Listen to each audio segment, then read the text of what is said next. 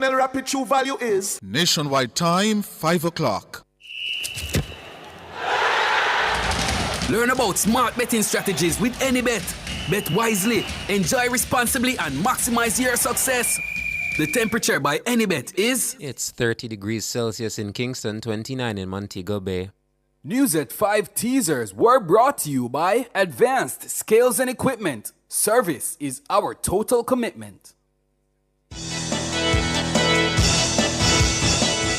From the Nationwide News Network, comprehensive, incisive, tough. This is Nationwide at 5. Good afternoon, I'm Nora Gay Banton. And I'm Mahiri Stewart. In Nationwide News at this hour, U.S. Secretary of State says the Trump administration is committed to reviewing travel advisories on Jamaica. We pledged we were going to go back and reevaluate the travel advisories as they currently stand to ensure that they do reflect the reality of the new numbers and what the numbers show. And the Prime Minister says the government will work to ensure travel advisories reflect the current realities in Jamaica. Secretary Rubio says Jamaica has not been singled out as a country regarding problems with the Cuban medical mission. Opposition leader rejects suggestions that the PNP's budget proposals would cause a financial meltdown. And Mark Golding says he had no role in FinSAC. I had no role in FinSAC whatsoever. I was in the private sector there. I was an attorney at law. In news from the rest of the world, appeal court rules buggery illegal in Trinidad and Tobago. U.S. Supreme Court upholds policy on ghost guns. In headline sports, champions Kingston College take early lead on day 2 of boys and girls champs at the National Stadium. And later in our broadcast, in our cover story at 5:35, U.S. Secretary of State Marco Rubio says the Trump administration will be reviewing travel advisories that caution Americans about coming to Jamaica. We were going to go back and reevaluate the travel advisories as they currently stand to ensure that they do reflect the reality of the new numbers, because you've made very impressive progress when it comes to the murder rate. You'll hear more from his joint media briefing with Prime Minister Dr. Andrew Holness. In Public Opinion at 6:26, we ask, did the budget debate influence your decision for the next general election? Give us your comments by logging onto our Facebook page, Nationwide News Network, and by tweeting us at Nationwide Radio, and message us on WhatsApp at 876-285-5693. You can also leave your comments on Instagram at Nationwide90FM. In the nation's business at 6:40, Opposition leader Mark Golding says his proposals for the next PNP administration would cost the country roughly $34 billion annually. That our proposals cannot be financed. This idea of FinSAC, which is just a bogeyman being raised by the Minister of Finance for political purposes, that is all nonsense, not no go so. We'll get reactions. And at 8, it's Boyatings After Dark with Kareem Boyatings Weathers. All these and more as we take you home on air on your mobile, Nationwide 90 FM, nationwideradiojm.com, and on the Nationwide app, available on Google Play and the App Store this Wednesday afternoon, Wednesday, March 26, 2025.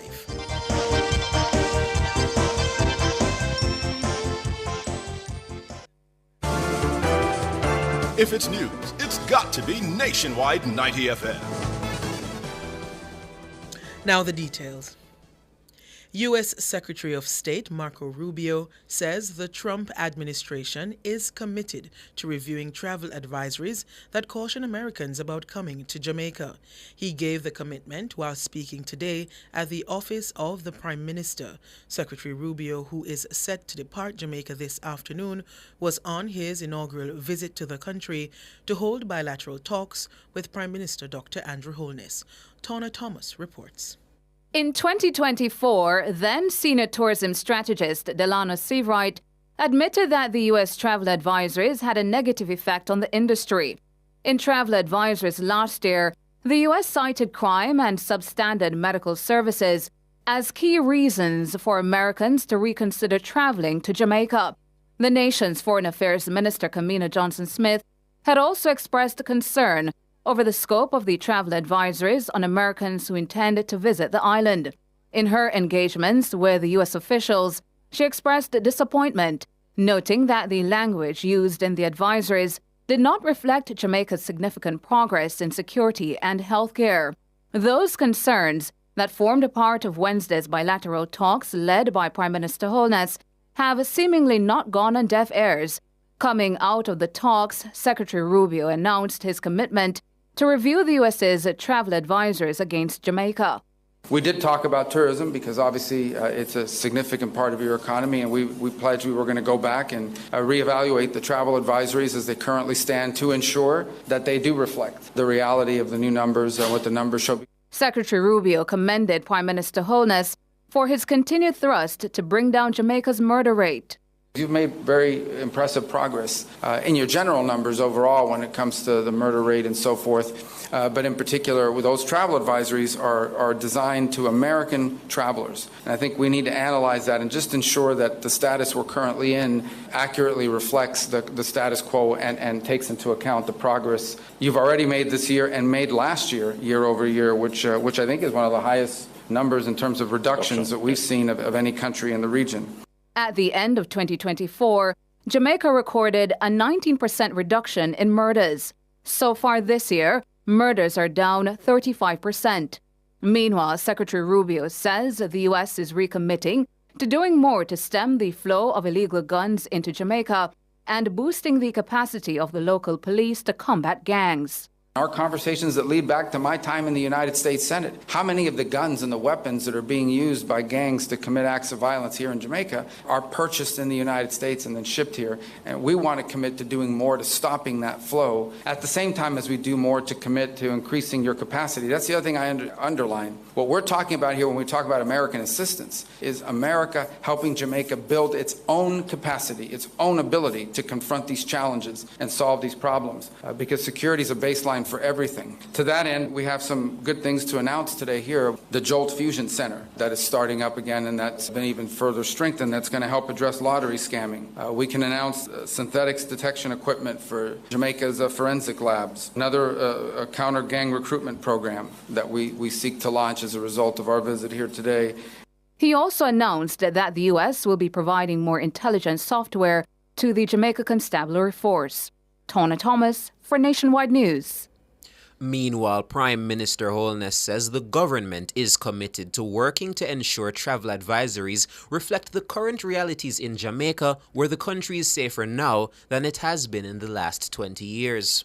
About travel advisory, we discussed significant progress that we are making in bringing down all major crimes, and that Jamaica today is safer than at any time in the last 2 decades. In fact, crimes against visitors represent less than 0.01% of the more than 3 million visitors to Jamaica annually. We are committed to working collaboratively to ensure that travel advisories reflect the current realities and promote travel to Jamaica. Prime Minister Holness disclosed that the expansion of trade was also explored during the bilateral talks with the U.S. Secretary of State. We explored avenues to further expand trade relations between our two countries. The renewal of the Caribbean Basin Economic Recovery Act was raised as a matter of critical importance to trade for ourselves and for all CARICOM member states. We also explored means to attract increased U.S. investment into Jamaica's emerging sectors. With our stable macroeconomic framework and positive growth trajectory, Jamaica is open for enhanced U.S. investment across multiple sectors, including energy and nearshoring. Prime Minister Dr. Andrew Holness, the U.S. is Jamaica's largest trading partner. Bilateral trade surpassed $3 billion in 2023. In the meantime, U.S. Secretary of State Marco Rubio says Jamaica has not been singled out as a country regarding problems with the Cuban medical mission. He says the matter did form part of Wednesday's bilateral talks with Prime Minister Andrew Holness. The first thing is to separate the medical from the labor issues that we are pointing to. Okay, this is not about doctors. Okay, this is not about the provision of medical assistance. We have no problem with medical assistance. We have no problem with doctors. We have a problem, and I'm not speaking about Jamaica. We've discussed this today about, following international labor standards and the like, but I'm just talking about this program in general, how it's operated around the world. And how it's operated around the world is that basically the doctors are not paid. In many other parts of the world, the doctors are not paid. You pay the Cuban government. The Cuban government decides how much of anything to give them. They take away their passports. They basically operate as forced labor in many places. The U.S. government announced recently that it was expanding an existing Cuba-related visa restriction policy that targets forced labor. The policy specifically targets individuals linked to Cuba's labor export program, particularly its overseas medical missions.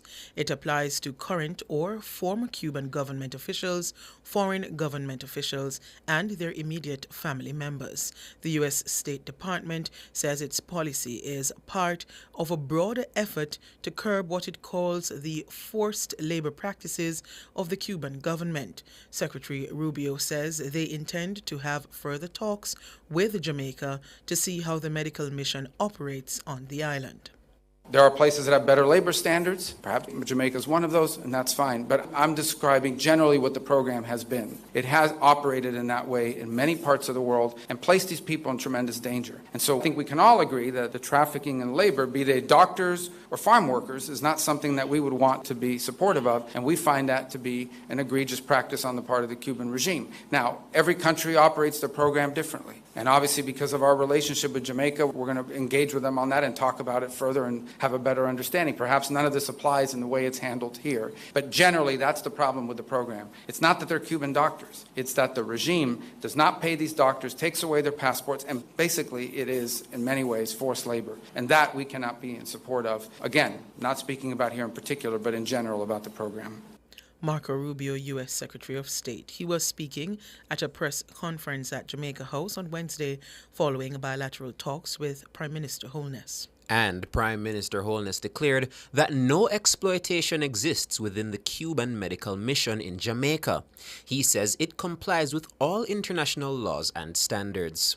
Let us be clear, the Cuban doctors in Jamaica have been incredibly helpful to us. Jamaica has a deficit in health personnel, primarily because many of our health personnel have migrated to other countries. We are, however, very careful not to exploit the Cuban doctors who are here. We ensure that they are treated within our labor laws and benefit like any other worker. So any characterization of the program by others certainly would not be applicable to Jamaica. We are ensuring that our program complies with all the international laws and standards to which we are a party to. Prime Minister Dr. Andrew Holness. You're listening to Nationwide News at 5. More news after these.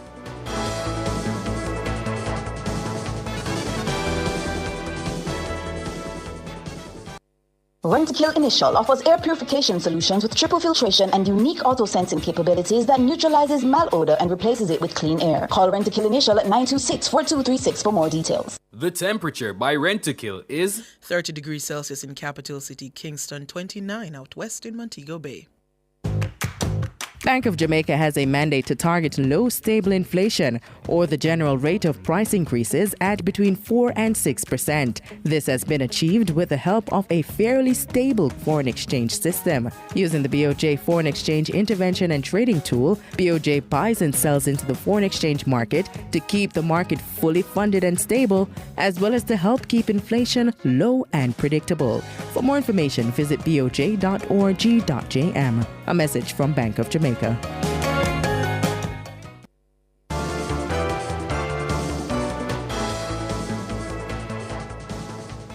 Continuing the news, Opposition leader Mark Golding is rejecting suggestions that the party's proposals would cause a financial meltdown.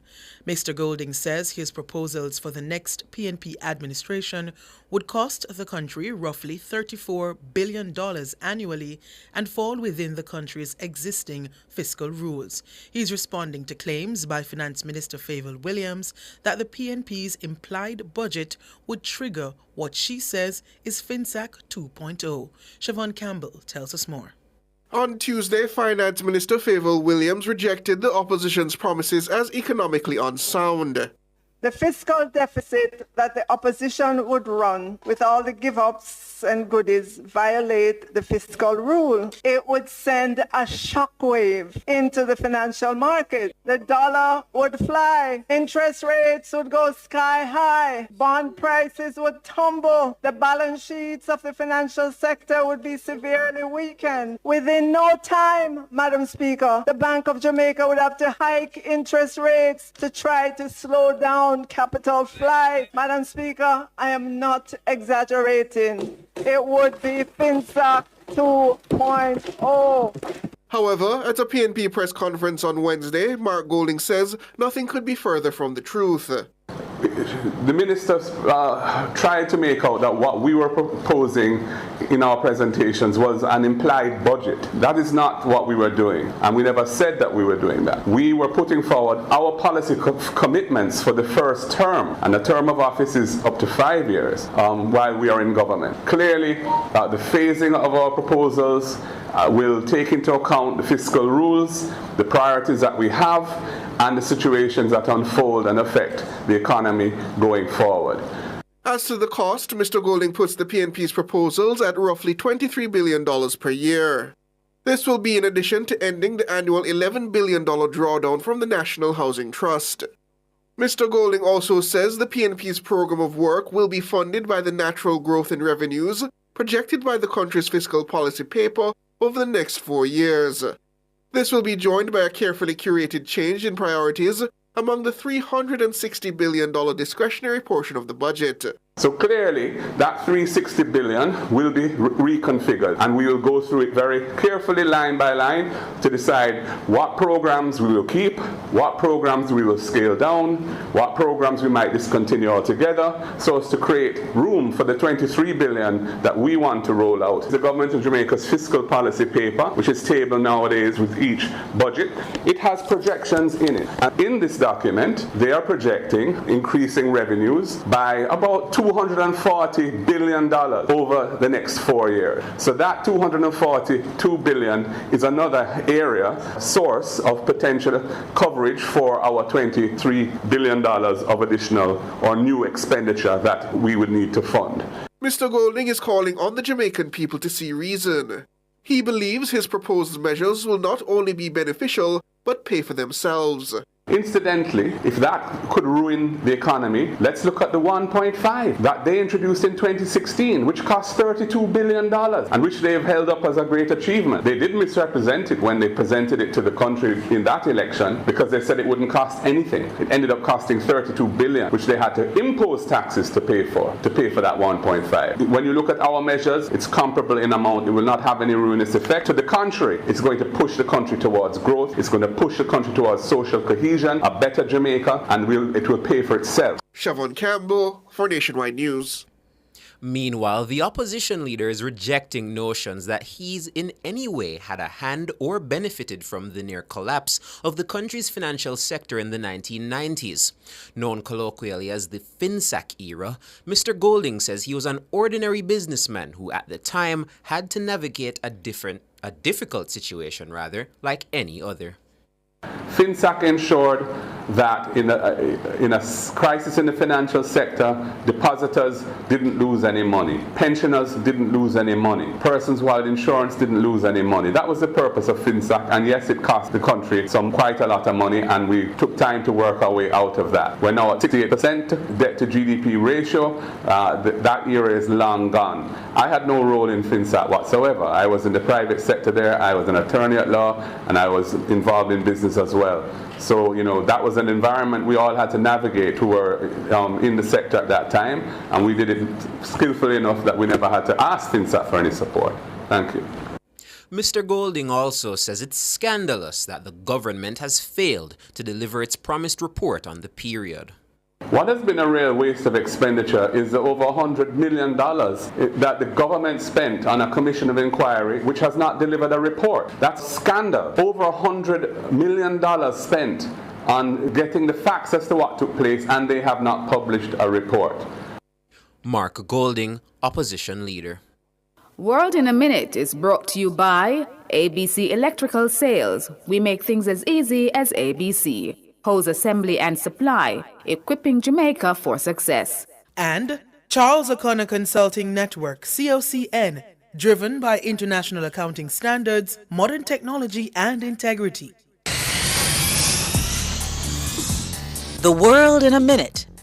The Appeal Court of Trinidad and Tobago has again ruled that buggery is illegal in the country. The decision, delivered on Tuesday, overturned a 2018 High Court ruling by Justice Devendra Rampersad.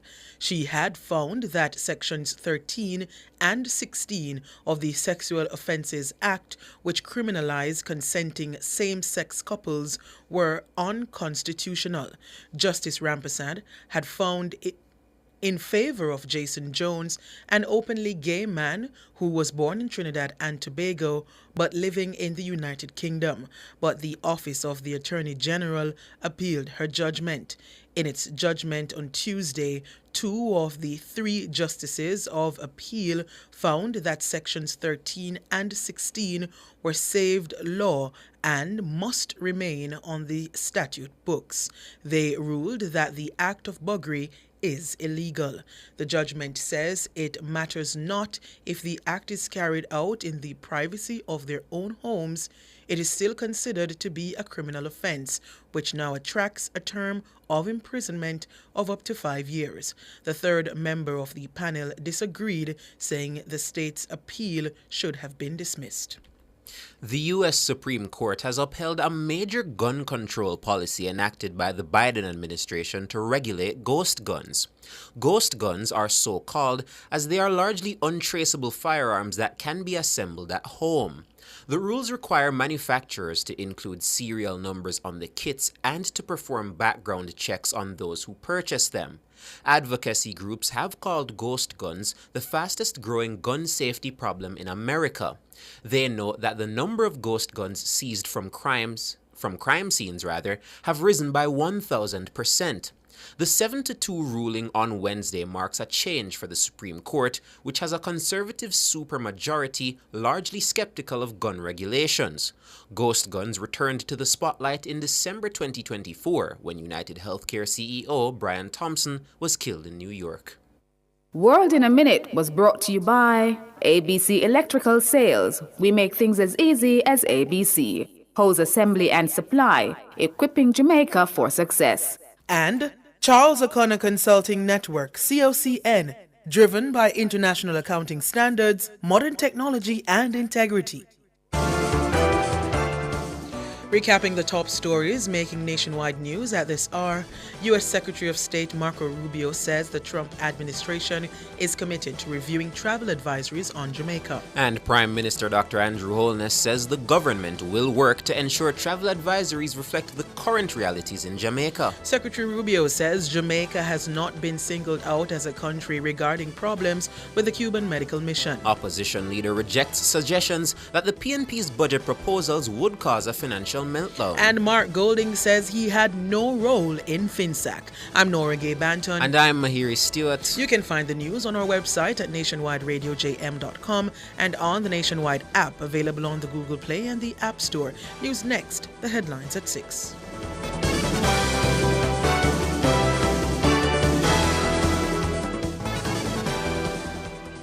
Stop buying expensive toner cartridges. Global Ink is now selling new factory direct generic toners. Remove factory seals, install and print. Engineered to work first time, every time. Certified for use in HP and Brother printers. Worry-free, affordable printing for your peace of mind. Money saved is money earned. We deliver island-wide. 754-7444 or 1-888-NEED-INK. Never run out of toner again. Global Ink. Fall in love with a new Mazda. From now until March 31, drive away an elegant CX-60, a majestic CX-90, or a nimble CX-5 and get a 2-year service package, 1 year free insurance, free license and registration, plus free window tinting. Conditions apply. Give in to temptation. Visit Executive Motors today. Mazda. Love at first drive. Residents of Manchester, the Jamaica Customs Agency will be in your parish on Friday, March 28, 2025 from 10 a.m. to 5 p.m. for Customs Meets the Community. The Town and Community Tour edition will kickstart this exciting tour in Christiana at 10 a.m. Then navigate into the parish capital, Mandeville, for the grand finale at 2:30 p.m. Get information on all things customs, contactless clearance, the Customs mobile app, incentives for farmers and manufacturers, and so much more. That's Customs Meets the Community, the Town and Community Tour edition in Manchester this Friday, March 28th from 10 a.m. to 5 p.m. Jamaica Customs, reaching our customers where they are. Sports at 5 is brought to you by Total Tools. They almost always have it.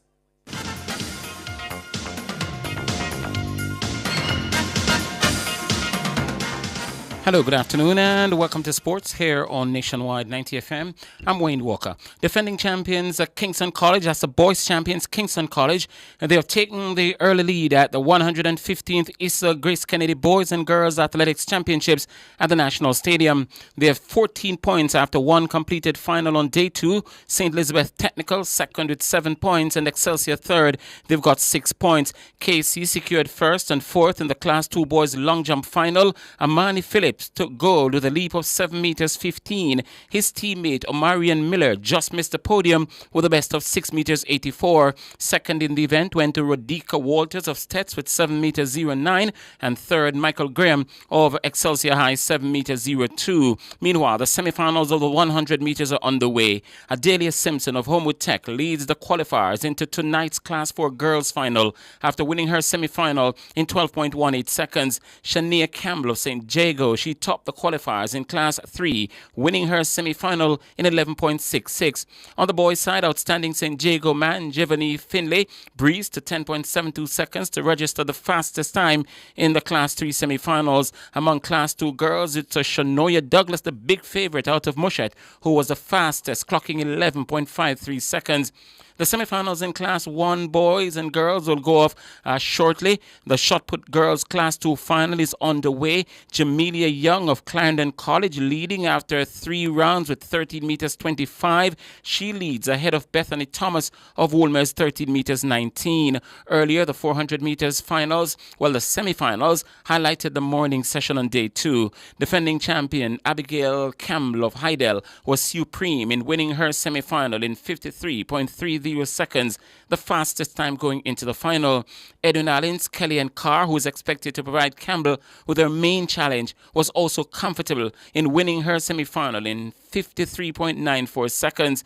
In the Class 1 boys semi-finals, Jabari Matheson has the fastest time going into the final. He won his semi-final in 46.54. The champion, Marcina Rose of KC, eased into the Class 1 boys final after winning his semi-final in 46.80. That makes him the 4th fastest going into the final tomorrow night. And the 100 meters, as I mentioned, the semifinals are underway, and they're not yet up for the Class 1 girls.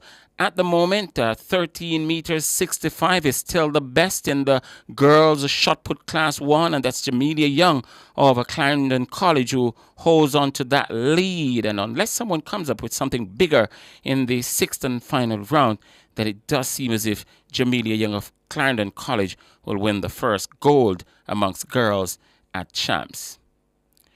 The World Athletics Council has awarded the 2026 World Athletics Relays to capital city Gaborone in Botswana, May 2 to 3. This will mark the first time Botswana is hosting a World Athletics Series. The country's capital city held a World Athletics Continental Tour Gold meeting for the first time in 2023. Nassau in the Bahamas, host for the first 3 World Relays, has been awarded the 2028 edition at the Thomas Robinson Stadium, April 22 to 23. The 2026 World Athletics Race Walking Team Championships will be staged in the Brazilian capital, Brasilia, April 26, 2026. Track and Field's world governing body, World Athletics, has approved the introduction of a test to determine if an athlete is biologically female. While no timeline has been officially confirmed, World Athletics is aiming to have it in place for the World Championships in Tokyo in September. The move is among several recommendations that have been approved at the World Athletics Council meeting to tighten regulations over the eligibility of transgender and difference of sex development DSD athletes. Those wishing to compete in women's competition will need to complete the pre-clearance requirement once in their career. The test will look for the SRY gene, which is part of the Y chromosome and causes male characteristics to develop. A cheek swab test will determine if SRY is present, while a dried blood spot test could also be used to determine an athlete's testosterone levels. World Athletics said the test was a highly accurate proxy for biological sex that would need to be taken just once by an athlete during their career. During a consultation, the majority of stakeholders agreed that allowing only biological female athletes to compete in the female category was essential to maintaining fairness. 2 years ago, World Athletics banned transgender athletes who had gone through male puberty from competing in the female category in international competition. And finally, in sports at this time, Jamaica's national senior men's football team coach Steve McLaren says he was pleased with the players' game management during their 3-0 win over St. Vincent and the Grenadines at Sabina Park on Tuesday to qualify for the CONCACAF Gold Cup in the United States later this year. Jamaica won the two-way tie 4-1 on aggregate after debut goals from Warner Brown and Reynaldo Cephas and an own goal from Andrew Johnson completed the job. McLaren says the way the team managed the game impressed him very much. I don't mind keeping the ball in possession, which is fine. But a lot of the times in the first game, we turned down playing forward too many times and went square and back, which slowed the game down, allowed them to get behind the ball and made it very difficult for us. So we worked on that for the 2 days and saying we've got to have more urgency and tempo in our game. So really we were kind of saying we're coming out and we're 1-0 down, because when we were 1-0 down, our tempo increased and we've got players with ability and speed who will cause problems. So we have to feed the front players as often as possible. National Senior Men's Football Team coach Steve McLaren. That's sports. We're going to be back with more at 6:05.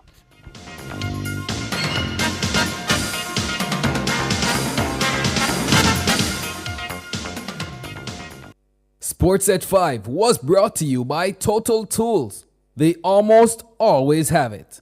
Since 2016, 156,000 more Jamaicans are working. This is more than any other time in our history. Your government is caring for you. The time brought to you by the Office of the Prime Minister is 5:31. Are you ready to debate, dominate, and drive change? The public sector debate competition is back, bigger, bolder, and better than ever. Public sector employees, this is your chance to showcase your skills, sharpen your arguments, and tackle the nation's biggest issues head on. Don't wait. Registration closes March 28, 2025. Sign up now at publicsectortransformation.gov.jm. Brought to you by the Transformation Implementation Unit, building a better public sector for all. Don't fall victim to deepfakes. Watch out. Protect yourself. What is the For more on TV? information, visit broadcastingcommission.org or Here, scan baby. the QR code on screen. Deepfake. No deepfake can't catch me. Junior, you know say AI can make something will look and sound just like you? One day Junior get a voice note from her granny. Say the food done, the medication done, and she need money urgently. Need money urgently? But Miss Pat no like ask people for things. And as so comes, Judy get suspicious. So what she do? She asks the neighbor to go check pan her. Junior, the lady quite alright over there make her Sunday dinner. So the voice note a deepfake? Yes, my love. Come, your food ready. Right now it look like we have to outsmart the AI. But wait, I really want dege dumpling here, give me. Me I wonder if AI can make one deep fake dumpling for you. To learn more about deepfakes, visit www.broadcastingcommission.org. The sweetest deals are here in Active Home Center's Home Sweet Home Sale. From Monday, March 24th to Saturday, March 29th, grab amazing savings on brand new arrivals and back in stock favorites. Plus, enjoy store-wide discounts on tiles, bathrooms, furniture, lighting, and so much more. Hurry in! These deals won't last. Visit our showrooms in Kingston and Montego Bay. Active Home Center. More savings, more choices. Conditions apply. The general rate of price increases in Jamaica has slowed significantly. Barring any new economic shocks such as large global price increases or bad weather, inflation is expected to generally remain within Bank of Jamaica's target range of 4 to 6% for the next 2 years. Low stable price movement is good for all Jamaicans. A message from Bank of Jamaica. My March into savings with ATL's March Madness sale. Get up to 50% off select appliances, electronics, and hard-to-find parts all month long. Upgrade your home and business with everything you need at unbeatable prices and best quality brands. Shop in store at Kingston, Ocho Rios, and Montego Bay, or beat the traffic and buy online at atljamaica.com and get aisle and wider delivery. ATL, the best brands and the best service. Sale ends March 31 while stocks last. Conditions apply. Charles O'Connor Consulting Network, COCN, is a financial reporting firm that delivers accounting and compliance services on time. Call us today at 876-908-0486-7. Email us at clientservices@cocnjamaica.com or visit our website at www.cocnjamaica.com. COCN, driven by international accounting standards, modern technology, and integrity. Singers, songwriters, producers, this is your chance to write your name into Jamaica's rich music history and also win $3 million cash in the JCDC Festival Song Competition. This is the land of my birth. And it's now so easy to enter because what? We gone digital. It's all online. Just log on to jcdc.gov.jm. Fill in the form online and upload your entry. Closing date has been extended to March 31. Enter now. Anywhere I go, I am a Jamaican. Cover Story is brought to you by Hyundai. Modern, premium, affordable vehicles. Experience the joy of buying a brand new Hyundai without breaking the bank. Yes, buying a brand new car should never leave you broke. From stylish designs and safety features to comfortable driving and reliability, Hyundai is the choice. Hyundai vehicles come standard with 2 years free service and 5 years warranty and roadside assistance for your peace of mind. Drive 2 years without service cost and 5 years without fear of being stranded. Hyundai. Conditions apply.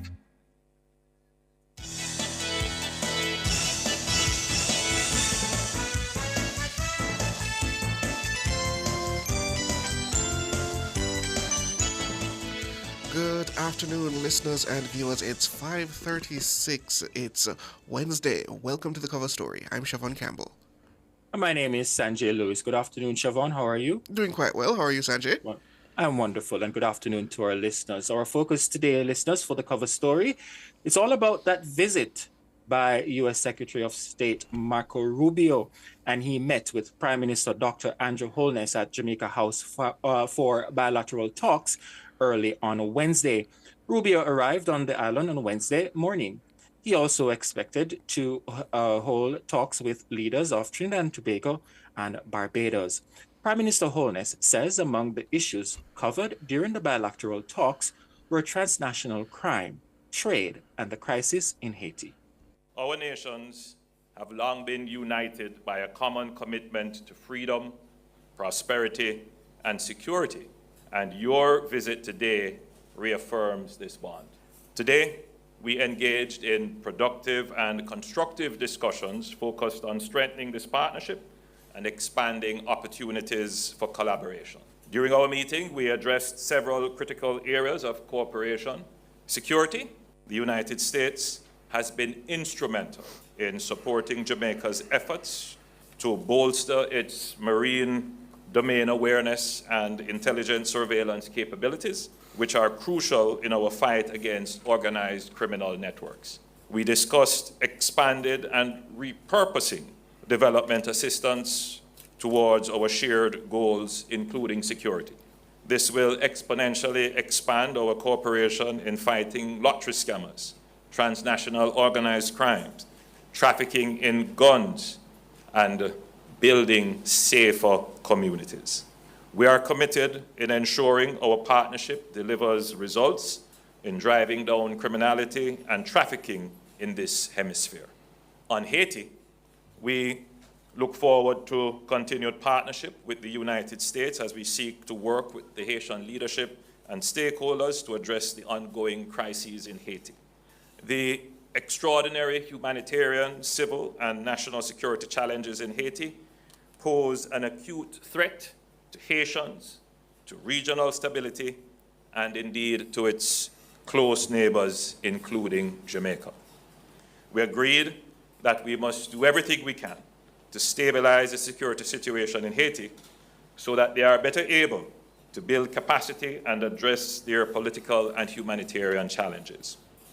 On trade, recognizing the United States as Jamaica's largest trading partner, with bilateral trade surpassing $3 billion in 2023, we explored avenues to further expand trade relations between our two countries. The renewal of the Caribbean Basin Economic Recovery Act was raised as a matter of critical importance to trade for ourselves and for all CARICOM member states. We also explored means to attract increased U.S. investment into Jamaica's emerging sectors. With our stable macroeconomic framework and positive growth trajectory, Jamaica is open for enhanced U.S. investment across multiple sectors, including energy and nearshoring.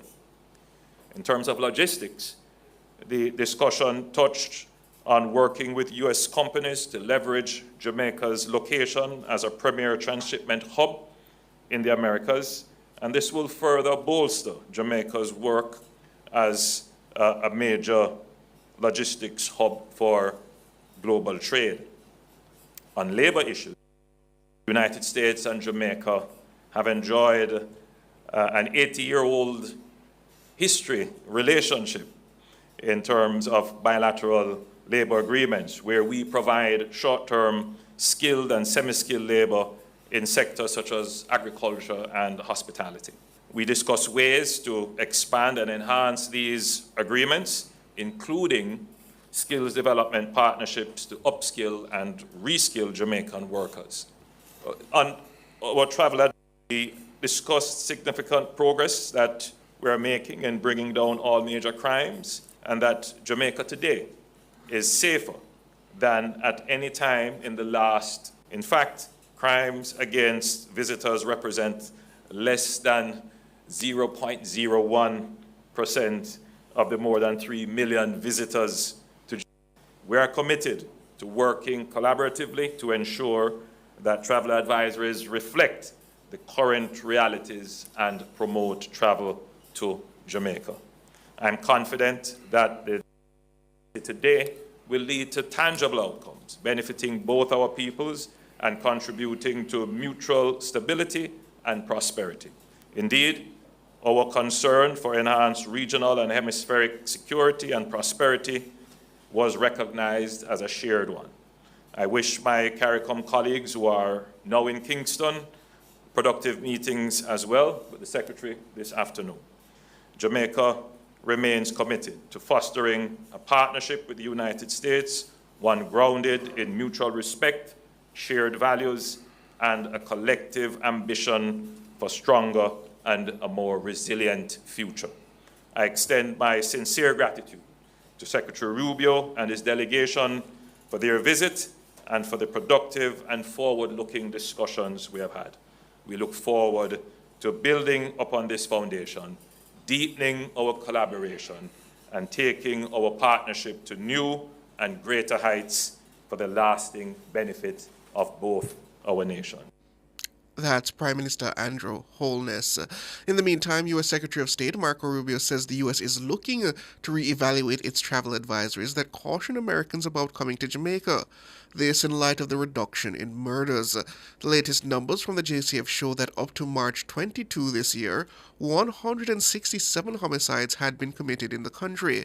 That's 88 fewer than the 255 Jamaicans killed over the corresponding period last year. We did touch on a couple of topics. The first is trade. The world has been closely followed. The president is in the midst of realigning American global trade policy, primarily to reset global trade in a way that's fair to the U.S. after 20 or 30 years of what we believe is unfairness, not when it comes to Jamaica, but broader. And from that will come real opportunities to create new alignments and new trade arrangements and new trade opportunities. And I believe Jamaica is one of those places that together we both stand to benefit. In particular, we discussed supply chains.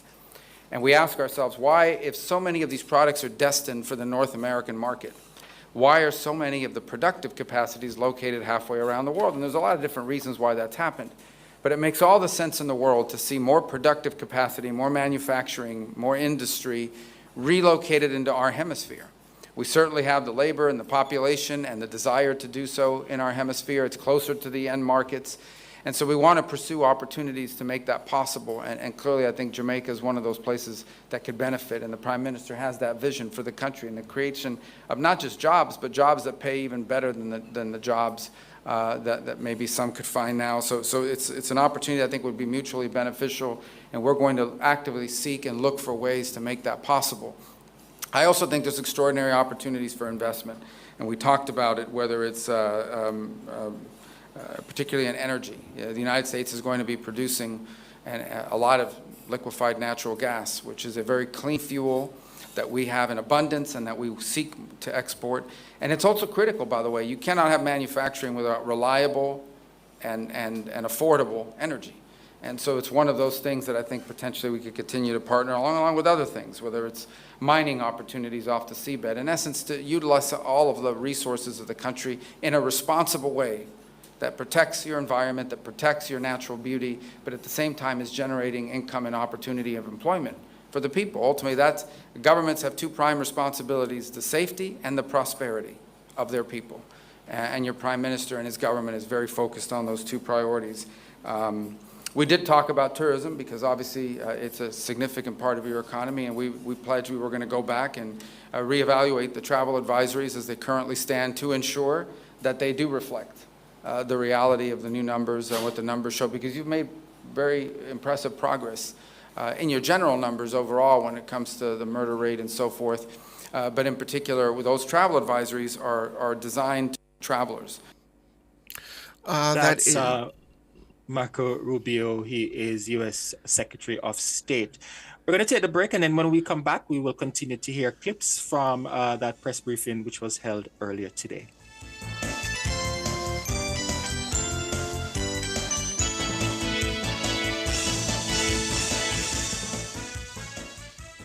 Clear your barrels and personal shipments with ease and convenience. Request a customs contactless clearance today through CCP at jca.gov.jm. The time by the Jamaica Customs Agency is... It's 5:46. Crispy, crunchy, tantalizing fried chicken only at Bird Shack. Satisfy your hunger today. The temperature brought to you by Bird Shack Fried Chicken in Kingston, Montego Bay, and Ochivios is... It's 31 degrees Celsius here in the capital city, Kingston, and 29 out west in Montego Bay. Win with love. Use your JMMB money transfer prepaid Visa card from October 1, 2024 to June 30, 2025 for a chance to win your share of a $2.1 million grand prize, plus a $100,000 university cash grant and cash back from paying tolls and shopping with your card. Receive money 24/7 in minute with Visa Direct via MoneyGram, Zoom, Remitly, or directly through RIA and Zoom. Visit jm.jmmb.com/money-transfer for full details on how to enter and win with love. Authorized under Section 58.3 of the Betting, Gaming and Lotteries Act. Conditions apply. The NWC's bill-free promotion is here. Be one of 350 persons to get $20,000 water credit when you pay your bill in full every month until March 31, 2025. And there's more. Oh yes, you can win $300,000, $200,000, or $100,000 cash in the NWC's bill-free promotion if you register for e-bill and pay your bill in full every month until March 31. Conditions apply. Visit nwcjamaica.com for details. Authorized under Section 58.3 of the Betting, Gaming and Lotteries Act, a part of the NWC's bucket full of goodies. Experience the joy of buying a brand new Hyundai without breaking the bank. Yes, buying a brand new car should never leave you broke. From stylish designs and safety features to comfortable driving and reliability, Hyundai is the choice. Hyundai vehicles come standard with 2 years free service and 5 years warranty and roadside assistance for your peace of mind. Drive 2 years without service cost and 5 years without fear of being stranded. Hyundai. Conditions apply. Residents of Manchester, the Jamaica Customs Agency will be in your parish on Friday, March 28, 2025 from 10 a.m. to 5 p.m. for Customs Meets the Community, the Town and Community Tour edition. We'll kickstart this exciting tour in Christiana at 10 a.m., then navigate into the parish capital, Mandeville, for the grand finale at 2:30 p.m. Get information on all things customs, contactless clearance, the Customs mobile app, incentives for farmers and manufacturers, and so much more. That's Customs Meets the Community, the Town and Community Tour edition in Manchester this Friday, March 28th from 10 a.m. to 5 p.m. Jamaica Customs, reaching our customers where they are.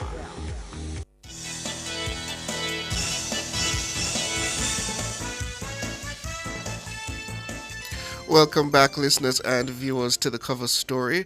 We're giving you excerpts from that bilateral discussion between, or I should say, the post-bilateral discussion briefing with Prime Minister Andrew Holness and U.S. Secretary of State Marco Rubio. They touched on quite a few topics, such as transnational crime, the issue of the crisis in Haiti, and they also spoke to the flow of guns from the United States and how the U.S. will be assisting Jamaica in tackling that.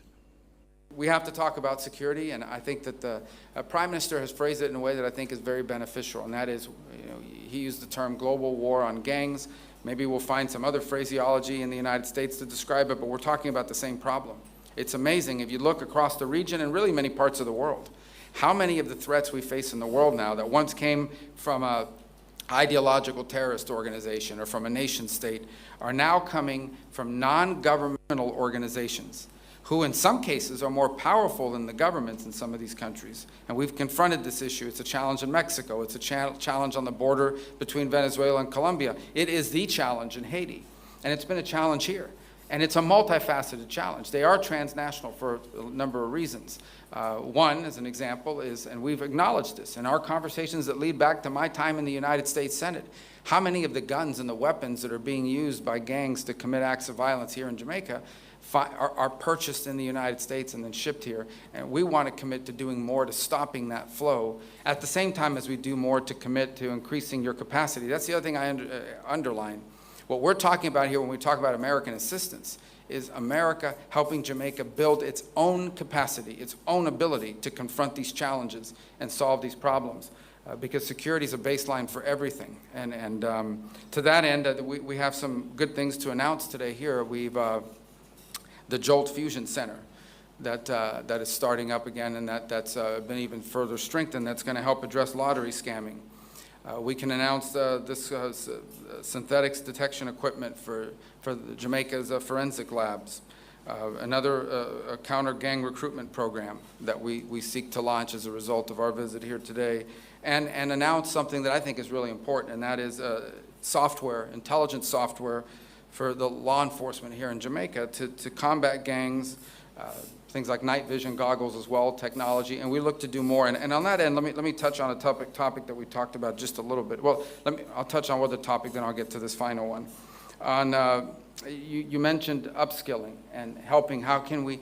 It's a topic we hadn't touched on directly, extensively before. We talked about it today. We seek to go back and find ways that we can partner to create opportunities for skills training, so that if those companies, and we can attract those companies, if we can attract, whether it's a logistics center or manufacturing, to come to Jamaica, there's a workforce that's been equipped with the skills needed. Now, we face this challenge domestically as well. We need to do that ourselves, but there may be things that we can do in collaboration with one another.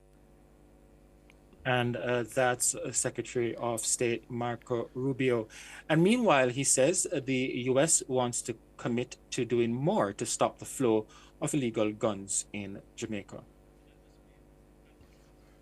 And Secretary Rubio says instead of seeking to get rid of foreign aid, and the Donald Trump administration rather is seeking to restructure it. The issue of foreign aid from the U.S. has been under scrutiny since President Trump signed an executive order halting nearly all international spending for 90 days pending a comprehensive review. Secretary Rubio says the Trump administration is aiming to make their aid mutually beneficial.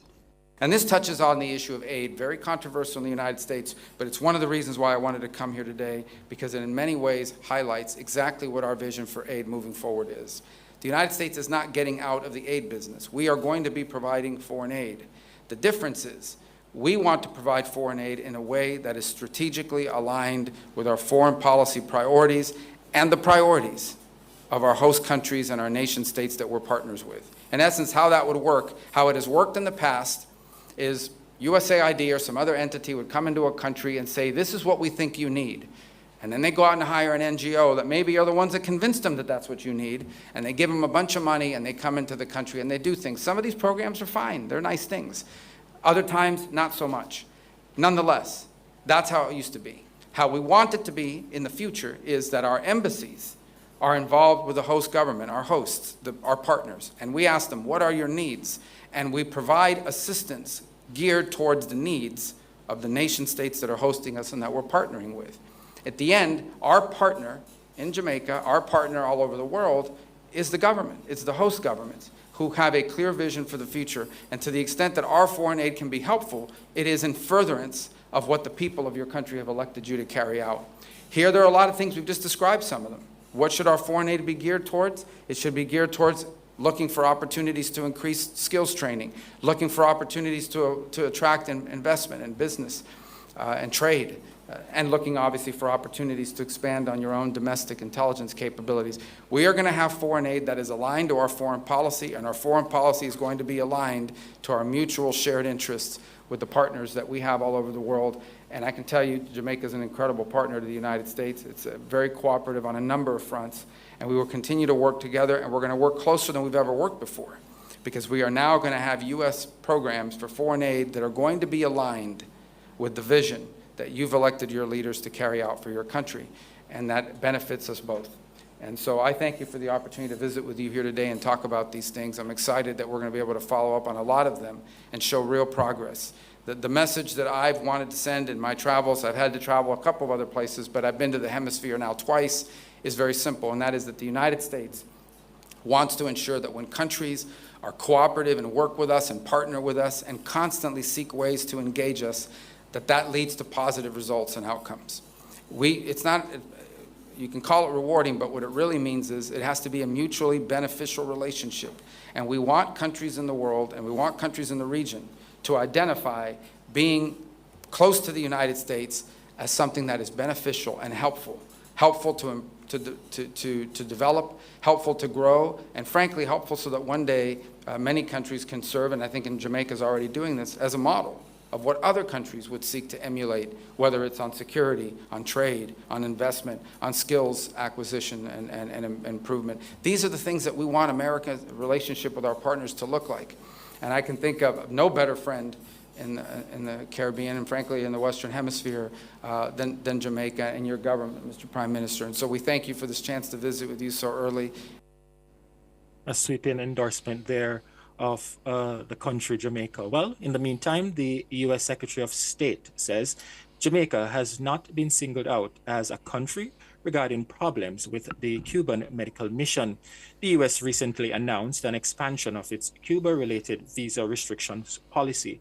The policy targets individuals linked to Cuba's labor export program, particularly its overseas medical missions. It applies to current or former Cuban government officials, foreign government officials, and their immediate family members.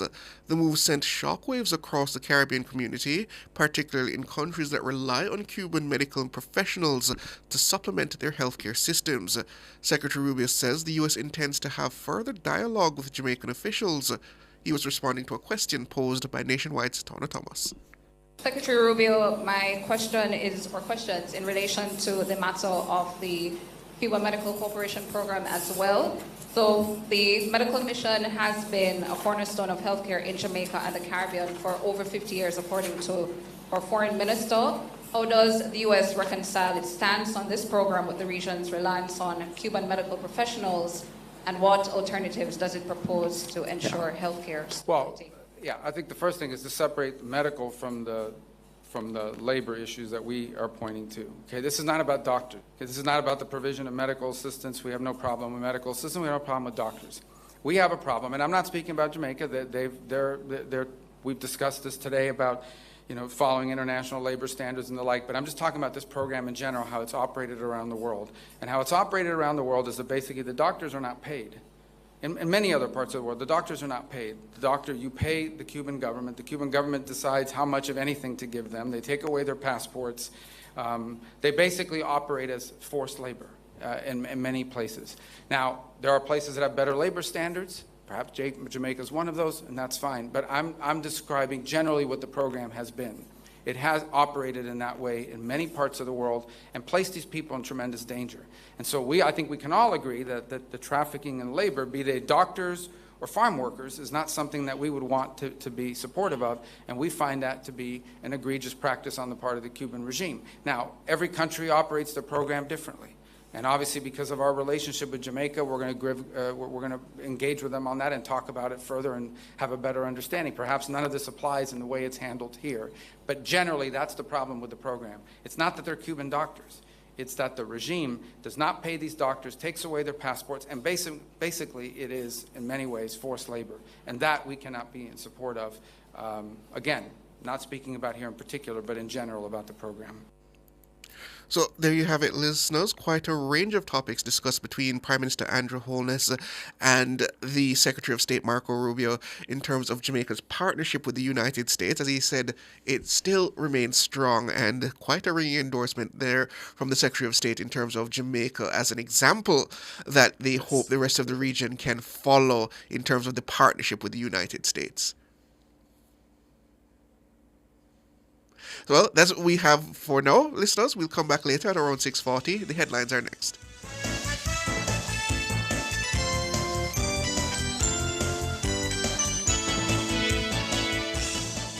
Cover Story was brought to you by Hyundai.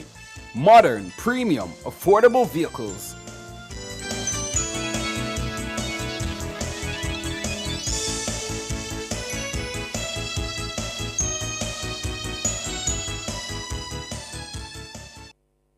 The time brought to you by Guardian Life. Live secure, live easy is... 6:01.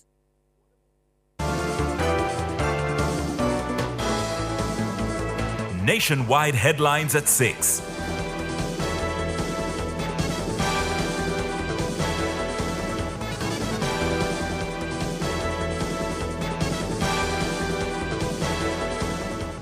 Good evening with the headlines at 6. I'm Shalois Michael.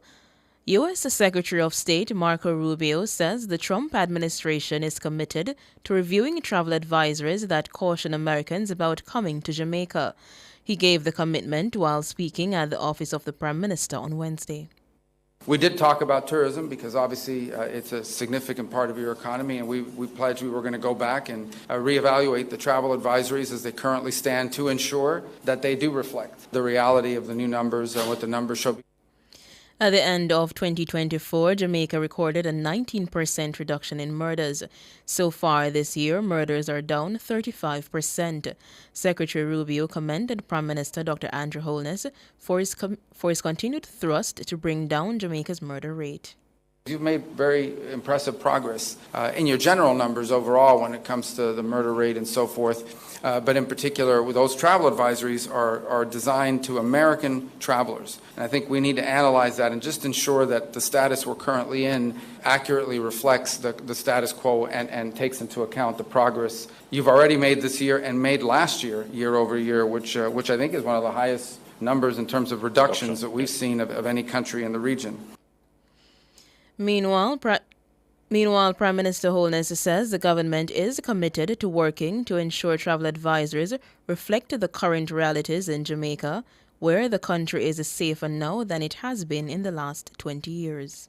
About travel advisory, we discussed significant progress that we are making in bringing down all major crimes, and that Jamaica today is safer than at any time in the last 2 decades. In fact, crimes against visitors represent less than 0.01% of the more than 3 million visitors to Jamaica annually.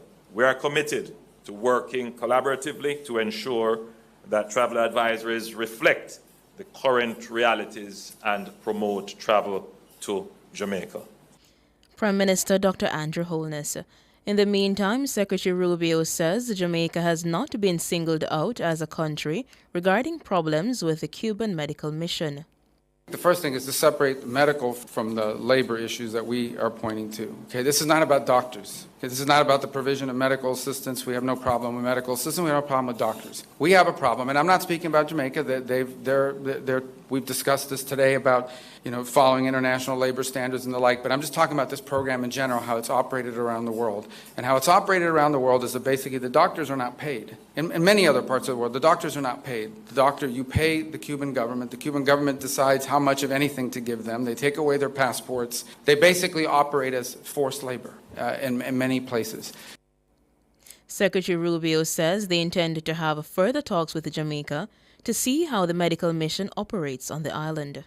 There are places that have better labor standards. Perhaps Jamaica is one of those, and that's fine. But I'm describing generally what the program has been. It has operated in that way in many parts of the world and placed these people in tremendous danger. And so I think we can all agree that the trafficking in labor, be they doctors or farm workers, is not something that we would want to be supportive of. And we find that to be an egregious practice on the part of the Cuban regime. Now, every country operates their program differently. And obviously, because of our relationship with Jamaica, we're going to engage with them on that and talk about it further and have a better understanding. Perhaps none of this applies in the way it's handled here. But generally, that's the problem with the program. It's not that they're Cuban doctors. It's that the regime does not pay these doctors, takes away their passports, and basically it is, in many ways, forced labor. And that we cannot be in support of. Again, not speaking about here in particular, but in general about the program.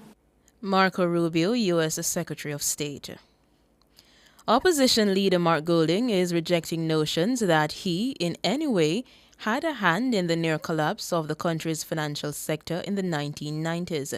Known colloquially as the FinSec era, Mr. Golding says he was an ordinary businessman who at the time had to navigate a difficult situation like any other. FinSec ensured that in a crisis in the financial sector, depositors didn't lose any money. Pensioners didn't lose any money. Persons who had insurance didn't lose any money. That was the purpose of FinSec, and yes, it cost the country quite a lot of money, and we took time to work our way out of that. We're now at 68% debt to GDP ratio. That era is long gone. I had no role in FinSec whatsoever. I was in the private sector there. I was an attorney at law, and I was involved in business as well. So, that was an environment we all had to navigate who were in the sector at that time, and we did it skillfully enough that we never had to ask FinSec for any support. Thank you. Mr. Golding says it's scandalous that the government has failed to deliver its promised report on the period. What has been a real waste of expenditure is the over $100 million that the government spent on a commission of inquiry which has not delivered a report. That's a scandal. Over $100 million spent on getting the facts as to what took place, and they have not published a report. Mark Golding, opposition leader. Chairman and CEO of Jamaica Coffee Corporation Limited, David Shirley, says the government is not responsible for setting the prices of coffee. He says prices are determined by demand as opposed to being set by a regulator. The government doesn't set the price. Oh, you mean the government doesn't set the price? They don't give you a benchmark for the price to use. The government just owns the brand. They set the guidelines for the industry in terms of quality, etc. And they are the exporters. Once you deliver it to JACRA, they handle the shipping and the export to your customer. Sales, marketing, everything is a dealer. To be a dealer, the regulation stated that you need to produce 10,000 boxes of coffee. It was subsequently reduced to 6,000 boxes of coffee to be able to export. JACRA does not set the price. So what happens is that based on demand from the different overseas buyers, right, the farmer will set an initial price and then there will be negotiations. Mr. Shirley was responding to comments made by the PNP's caretaker for West St. Thomas, Hubert Williams, during a PNP meeting on Sunday. Mr. Williams vowed to constituents that under his leadership, he would ensure that coffee farmers receive more money for the boxes of coffee they sell. But Mr. Shirley says while efficiency remains the biggest hurdle for coffee farmers, it's up to stakeholders to dialogue with farmers to determine ways the sector can improve. It is fundamentally an efficiency issue for the farmer, but the farmer does need help. We as the processors maybe have a little more capacity to help, but I believe that if they got some support in those areas that could make their burden, less burdensome, it could carry us a long way. But the fundamental problem, Sir Cliff, is that we need to have a talk with them and sit down, and this is where Jackra could help to really show them the economics of the business. Because when I meet with them in the hills and so forth, and I explain it, they get it. As I said, these guys they're good people and they understand. But you have to really show the economics of the business. David Shirley, Chairman and CEO of Jamaica Coffee Corporation Limited. Those were the headlines at 6. I'm Shaloy Smikle. Sports is next.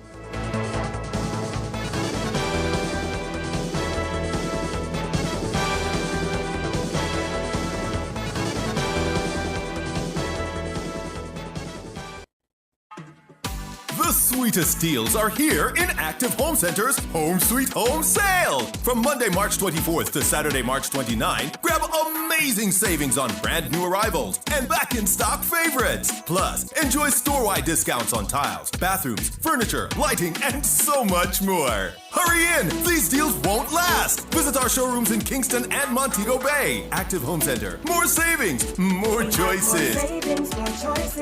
Conditions apply. Looking for a gym that's got it all? Welcome to Express Fitness, where fitness meets convenience. With 24/7 access, you can work out whenever it suits you. And with island-wide locations, we're always close by anywhere and anytime. Love classes? We've got them. From aerobics to dance to spin, you name it, we've got it. Our certified trainers are here to take you on a journey. Call us at 888-FITNESS or visit our website at expressfitnessja.com. Express Fitness, your goal or mission. Attention motorists, it's time to switch to the T-Tag on Trans-Jam highways. The T-Tag system reduces the amount of cash handled at our toll plazas and makes it safer for our staff and motorists at the toll booths. The T-Tag makes it quicker, more cost-efficient, and safer for our customers. So switch to the T-Tag today and experience the convenience. T-Tag packages are discounted to only $1,500, including a $500 toll credit from now until March 31st. The Jamaica Midlife Health Society invites you to a free webinar discussing maximizing your brain health before, during, and beyond midlife. Their distinguished panel includes guest speaker Professor Errol Morrison and industry experts Professor Denise Eldemaya Shera, Dr. Kai Morgan Campbell, and Dr. Brian Kazera. The event starts at 2 p.m. on Sunday, March 30, 2025. Register for the Zoom link through their Instagram page at Jamaica Midlife or email marketing for jmhs@gmail.com for more information. Sponsored by Nationwide 90 FM.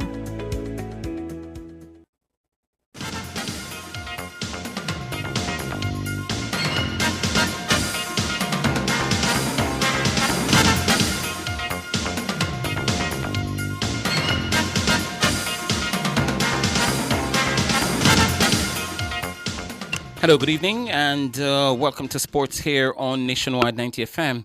I'm Wayne Walker. Defending boys champions Kingston College and the Clarendon College on the girls' side, they have taken the early lead at the 115th Issa Grace Kennedy Boys and Girls Championships at the National Stadium.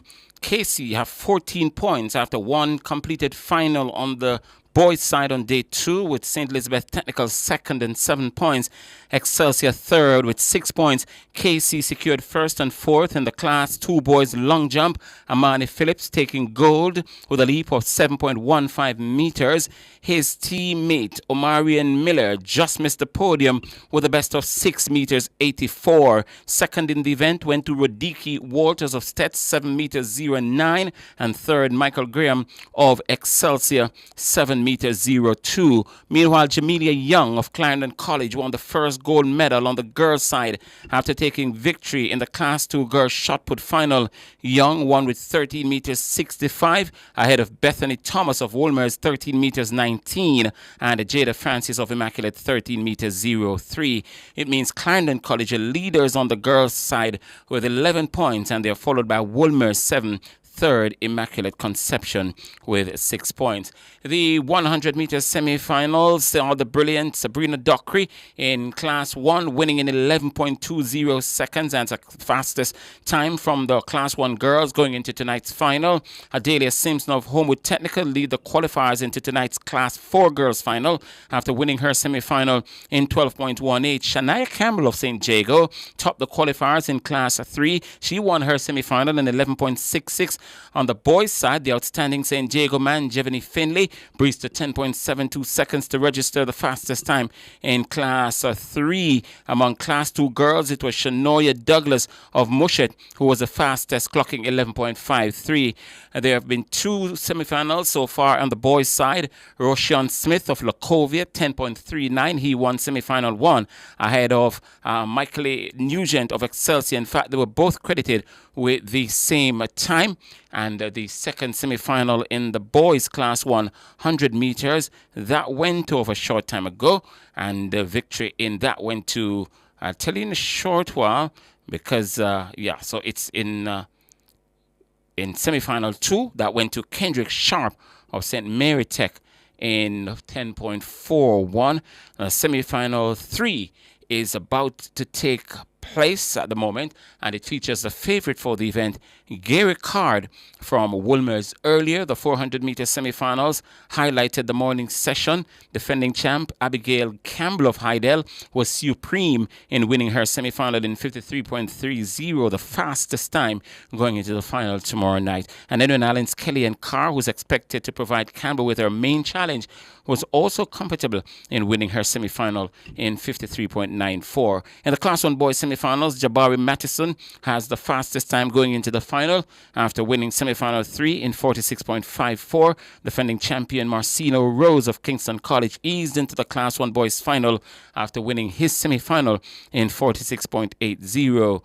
And Heidel's Natasha Fletcher and Sashana Johnson clocked the 2 fastest times in the semifinals of the girls' Class 2 400 meters. Johnson posted 53.97 seconds to win semifinal 2, while Fletcher won semifinal 3 in 53.08 seconds. And the boys are on their mark in the set position for the final third and final semifinal in the Class 1 boys, and they've been called back. So there's a false start, and so we'll wait and see what happens in that one. More track and field news. Track and field world governing body, World Athletics, has approved the introduction of a test to determine if an athlete is biologically female. While no timeline has been officially confirmed, World Athletics is aiming to have it in place for September's World Championships in Tokyo.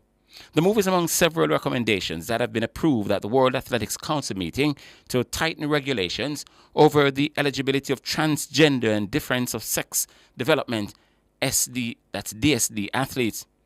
And those wishing to compete in women's competition will need to complete the pre-clearance requirement once in their career. The tests, which look for the SRY gene, which is part of the Y chromosome and causes male characteristics to develop.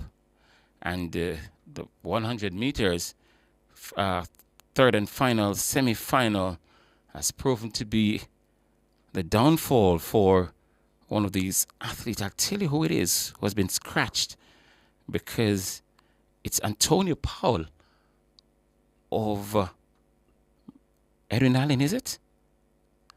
Or is it lane 7? Yeah, it looks like Powell. 4 starts. So it's Antonio Powell who's been scratched there, back on their mark, and they've been sent off.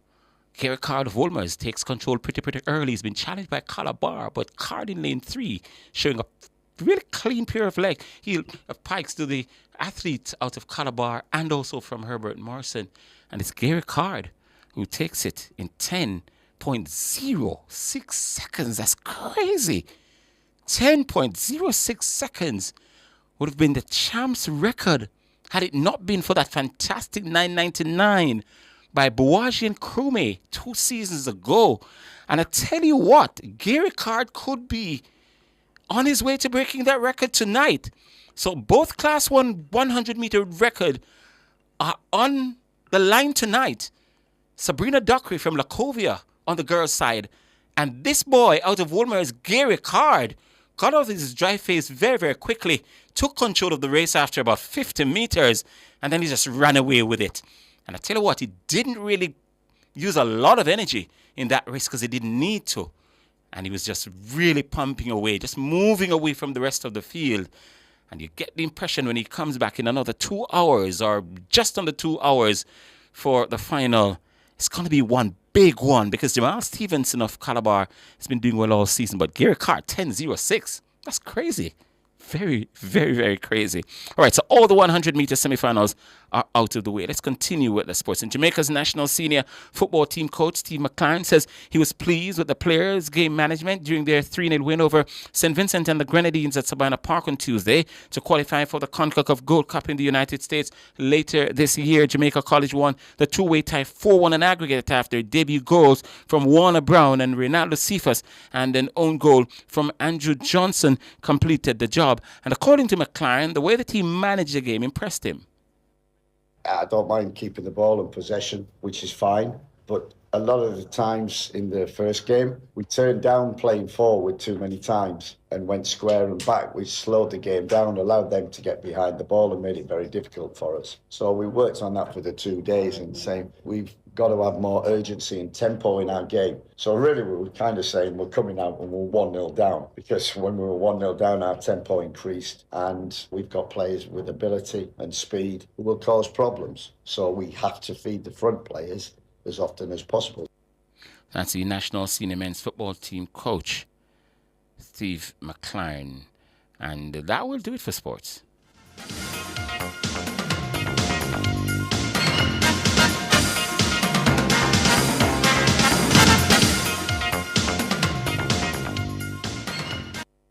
For all your scales and food processing equipment, call Advanced Scales and Equipment Limited at 876-968-9612-5. The time by Advanced Scales and Equipment Limited is 6:20. Visit Marshall's Pharmacy, Greater Portmore, for all your prescription needs, gifts, personal care, household and stationery items. The temperature by Marshall's Pharmacy, Greater Portmore is 31 degrees Celsius here in the nation's capital, Kingston. It's 29 in the western city, Montego Bay. Digicel, live life your way, no free what? Digicel postpaid. With Digicel postpaid, it's all about you. Sign up or pay your bills to stay active for a chance to win a luxurious all-expense paid trip for two to Royalton, Antigua. With round-trip flights on us, every week you could win exciting prizes. Event tickets, gym memberships, spa packages, excursion adventures, restaurant vouchers, and more. When you opt in on the My Digicel app, life your way starts now with Digicel. Better connected. Promotion ends March 31. Authorized under Section 58.3 of the Betting, Gaming and Lotteries Act. Plug into the sun with Peak Energy Solutions. We are your affordable provider for everything solar. Grid tie or off-grid solar P systems, solar air conditioners, panels, lithium batteries, solar supplies, and installation. Visit us at Shop 1, 3 Mosquito Valley Road, Red Hills, St. Andrew. Call 876-279-8820 or 944-0668. Or email us at peakenergysolutionsja@gmail.com. Peak Energy for everything solar. Looking for a gym that's got it all? Welcome to Express Fitness, where fitness meets convenience. With 24/7 access, you can work out whenever it suits you. And with island-wide locations, we're always close by, anywhere and anytime. Love classes? We've got them. From aerobics to dance to spin, you name it, we've got it. Our certified trainers are here to take you on a journey. Call us at 888-FITNESS or visit our website at expressfitnessja.com. Express Fitness, your goal or mission. Coveside Concert Series presents Timeless. It happens on March 29 at Plantation Cove, St. Anne. Featuring international superstar Dionne Warwick and more stars Myrna Hague, Queen Marcia Griffiths, and Dwayne Stevens. Timeless, March 29. Showtime is 8 p.m. and tickets are now available at Fesco, Fontana Pharmacy, Plantation Smokehouse, and online at coveside.aitix.com.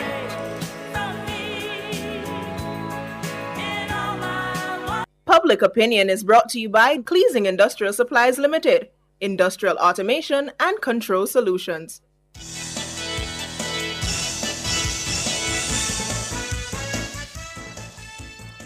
Good evening. Welcome, everybody. It's time for Public Opinion once more. Thanks as always for participating, and today will be no different. Feel free to participate by going right into the YouTube chat to voice your opinion on today's public opinion. And it's a budget one once more. Now that we've finally done it, folks, we finally come to the conclusion of the budget debates, yes? And seeing that we have done so, it is now time to recap. We've asked you quite a number of pub-ups about the budget debate, but now we're going to wrap it all into a nice little bow, because today's budget question, today's budget-related public opinion question, represents finality. Today we are asking, did the budget influence your decision for the next general election? We asked it this way because it could be many answers, even if the answer is yes or no, yeah? So that's what we are going to go through today. We're going to start over on Instagram. And we kick it off with one Empress658 who says, yes. Short and sweet. So we keep going. Titch Sharno95 says, I have decided to vote for the JLP even before the budget, and having heard both sides in the budget, the JLP have proven to be the party with the better vision to lead us over the next 5 to 10 years. All right, Van Claudia says, sure. JLP straight, he says. It's Miss Fancy Face says, no, I've decided not to change course with the policies the JLP have. Sometimes when a new party takes over too much things, people lose their job, policies change, people lose their pension. I'm good with what's going on now. I'm continuing the progress. Boss Lady 3873 says, yes, it influences my decision to stay with Prime Minister Dr. Andrew Holness. Jamstar 876 says, the opposition leader walking out and yesterday's showing in Parliament and today's press conference shows the PNP is in trouble. However, Jamaicans have short memories. It's still anyone's ball game. What else are you saying? Hawkeye Drone says, Jamaicans are ready to vote for the PNP. Philip Starr says, yes, it has. Undecided voter, I will vote JLP. Unorthodox 764 says, I don't necessarily need a budget to decide my voting intentions. I have been here a long time to see and experience the policies of both administrations. And what else we have here? Preston Bernard 7 says JLP with the plan. One Cam Love JA says JLP is the better one going forward. We have a lot of comments over on Facebook, 68 to be exact. We're going to see how many of them we can get through. Here we go. So Winston kicks us off. He says, this budget further restores my confidence in the JLP. On the other hand, the PNP's budget presentations were nothing but grandstanding aimed at fooling the populace. JLP all the way. That's Winston. Dean Stainless Johnson says, yes, it did. I don't think I'll be voting for the PNP after this blunder, so I'll be giving the JLP my vote. What else we have here? Philip Jackson says, Mark Golding's argument yesterday in the budget closing was like a minister of religion conducting a funeral service. What can go so? We keep going on. Nyoka Stevenson says, it reinforced my decision to keep supporting the JLP at the polls. Bever Baker says, I will be going with the JLP party. Hallen Rollins says, yes, even though I made up my mind before the budget. What else do we have here? George Elliott says, it didn't have to influence my decision, but it certainly cemented my belief that Jamaica is in good hands. We'll keep going. Brev Samuda says, mind made up long before the budget. One good term deserves another. Mark Ranger says, yes, it has. Courtney Thomas says, no, I didn't see enough to decide, so I will be waiting on the manifestos to decide. Daphne McCreath says, from the day I started voting for the JLP, I have never voted for no other party, so I was influenced from day one. Okay. Maureen Bryan says, I also feel more hopeful for a better future of Jamaica. Okay. Philip Kidd says, no, but Fayval was a real comedy show. Time come. Jermaine Donovan says, it just confirms that the PNP isn't ready for the job of managing the economy. Isaac Morrison says, it gives me more confidence that the JLP will win. Anthony Sheikh says, yes, it cemented my decision to vote long term. Keep going. David Batik says, yes, for first time voting. PNP, I get it. Mary Joseph says, yes, voting for the JLP. They have a vision for the people. Shireen Pearson says, even if I didn't say JLP, I would have to after this debate. What else we have here? Yes, says Marlon Scott. Yes, says Doreen Lewis. No, says Edney Powell. I already made up my mind. I lived through the 90s. I know what it's like. Couldn't take a next chance. What else we got here? Fabian Smith says, not really. Natalie Winter says, no. All right. So that's what we got so far. But what say the YouTubers? I see a lot of discussion going on in the YouTube chat. Let me just slip over to them now because time's against us.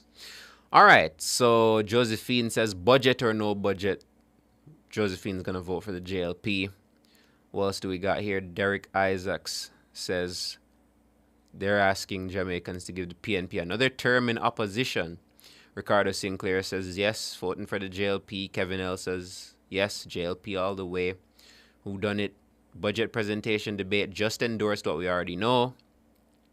Everall says no, it hasn't phased Everall. He says it's still JLP for him. David Nabar says yes. Bali, Randy Powell, Panch So Blessed, David Nabar, Charlie Scooth, Maureen McKenzie are all in support of the JLP following this budget debate. So that's the thing, all the yeses mean yes. Upon listening to the debate, it's clear who I'm going to vote for. We even heard one person earlier saying no, they're waiting on the manifestos. They're still undecided. Yeah. What else do we have here? Yeah, man. So a lot of people in the YouTube comments saying JLP won the debate in their eyes, and that's going to affect how they vote at the next general election. Even Easy Guy down here says decision was already made before the budget. Yeah? All right. All right. So we keep going.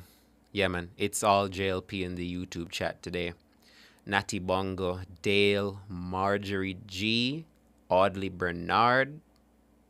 And we got one PNP. We got a vote for the PNP here, Angela Cole. Angela Cole says the budget debate has convinced her to vote for the PNP in the next general election. Tony. Oh, so Iron Lady says manifesto. Where is the JLP's crime plan after 9 years? Think Tank says these comments are pointless, nothing of substance, too politically affiliated. I'll say this much, Think Tank. I would love some extra explanation. It's one thing to say which party convinced you more, but surely you can cite which one you can cite why you chose the one you're gonna vote for, yeah? What was this? Beverly Rickett says, Mahiri, my goats and cats will be voting too. Not sure how that's gonna work out, but if they really are eligible, they can always go down to their nearest ECJ office and get themselves registered. You have till, was it March 31? Yeah, man, go get yourself registered to vote so that your vote can count. There we go, folks. I think I'm gonna end it here. Do I end it here? Do we keep going? I think we can end it here. All right, Fairs, we're going to end it here, guys. Thank you, as always, for tuning into Public Opinion. Thank you for showering us in nothing but comments. Gave me a lot of stuff to read today. It's not always like this, It's always, sometimes there's nothing to read, and I just have to be scrambling, thinking, what am I going to say? How am I going to fill up the time?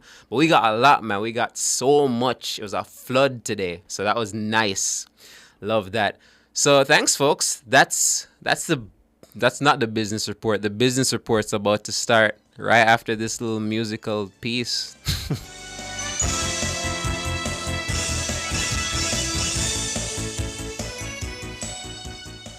Public Opinion was brought to you by Cleasing Industrial Supplies Limited, Industrial Automation and Control Solutions. Drive the most exciting new vehicles in Jamaica. Schedule your 2024 Ford Ranger pickup or Ford Everest 7-seater SUV test drive now. Call or visit KIG today. The time by KIG is... It is 6:32.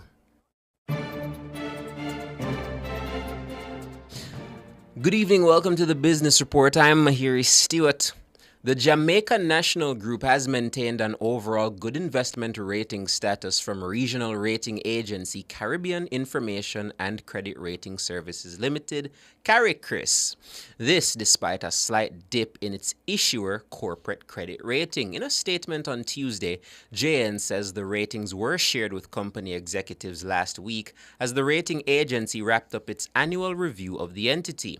Based on the assessment conducted for 2025, Jamaica National has maintained its 2024 regional ratings of CARI BBB+ for foreign currency and CARI A- for local currency. Its national scale rating slipped from JMA for foreign currency that is, and JMA+ for local currency. CARICRIS also assessed the group's overall credit worthiness as good and adequate in relation to its debt obligations locally and regionally.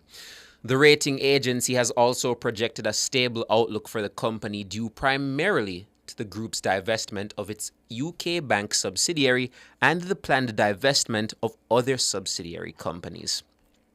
And internationally, U.S. President Donald Trump has announced new trade taxes of 25% on cars being imported to the U.S. Trump said the latest tariffs would come into effect on the 2nd of April, with collections starting the next day. He claimed the measure would lead to tremendous growth for the car industry, promising it would spur jobs and investment in the U.S. But analysts have said the move is likely to cause major disruption in car production, increase prices, and strain relations with allies. Mexico is the top foreign supplier of cars to the U.S., followed by South Korea, Japan, and Canada, and Germany. Many U.S. car companies have operations in Mexico and Canada as well, set up under the terms of the long-standing free trade agreement between the three countries. It is unclear the impact the tariffs will have on car parts being sent across borders to manufacturing plants. And at the closing of trading today, in the currency markets, it cost 157 Jamaican dollars and 82 cents to buy $1. It cost 201 Jamaican dollars and 67 cents to buy £1 British pound, and it costs 110 Jamaican dollars and 22 cents to buy $1 Canadian dollar. That's the business news. I'm Mahiri Stewart. Thank you for listening.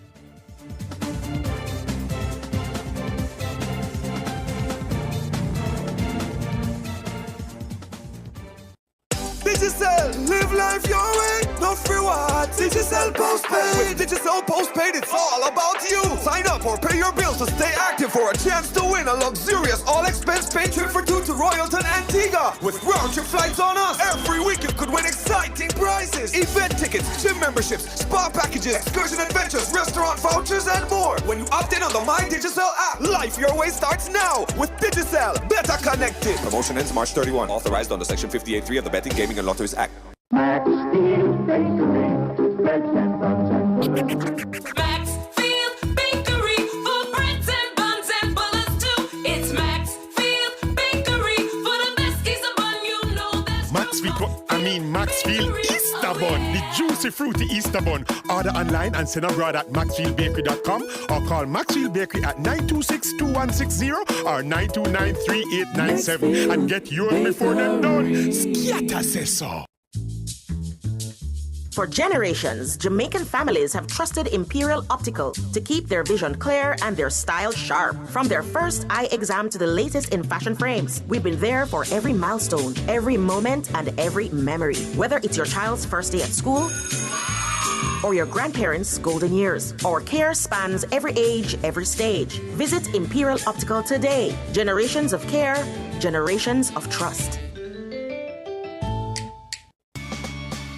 Enough power tool, big to small. Jack on my figure, dig the wall. Upper Total Tools. Please walk a figure, trim the lawn. We have everything your job demand. Total Tools. We rent them, sell them, and fix them. Also give Total Tools a call. When I say home improvement, landscape construction, or Total Tools are your option. Home improvement, landscape construction, Total Tools are your option. Total Tools, located at 102 Main Street, Ocho Rios, 34 Slive Road, Kingston. And lot C6 Jacksaw, St. Anne's Bay. Call us today.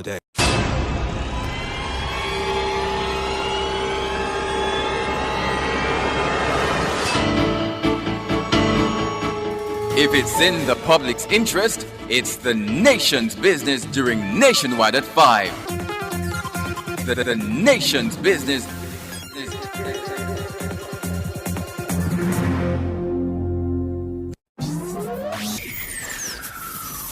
Taboo topics. Voyagings after dark. Riveting discussions. Celebrity news and interviews. Topics that are shunned by society. And everything else in between. Voyagings After Dark with Kareem Voyagings each and every Wednesday, 8 to 11 p.m. Voyagings After Dark. No topic is too taboo or hard to discuss.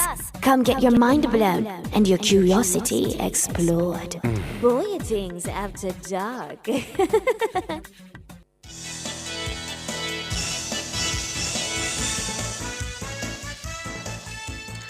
Welcome back, listeners and viewers. Thank you for joining us. It's 6:39 and it's time for the nation's business. I'm Siobhan Campbell. And my name is Sanjay Lewis. Opposition leader Mark Golding is rejecting suggestions that the party's proposals would cause a financial meltdown. Mr. Golding says his proposals for the next PNP administration would cost the country roughly $34 billion annually and fall within the country's existing fiscal rules. He is responding to claims by Finance Minister Favour Williams that the PNP's implied budget would trigger what she says is FinSac 2.0. Siobhan Campbell tells us more. On Tuesday, Finance Minister Favour Williams rejected the opposition's promises as economically unsound.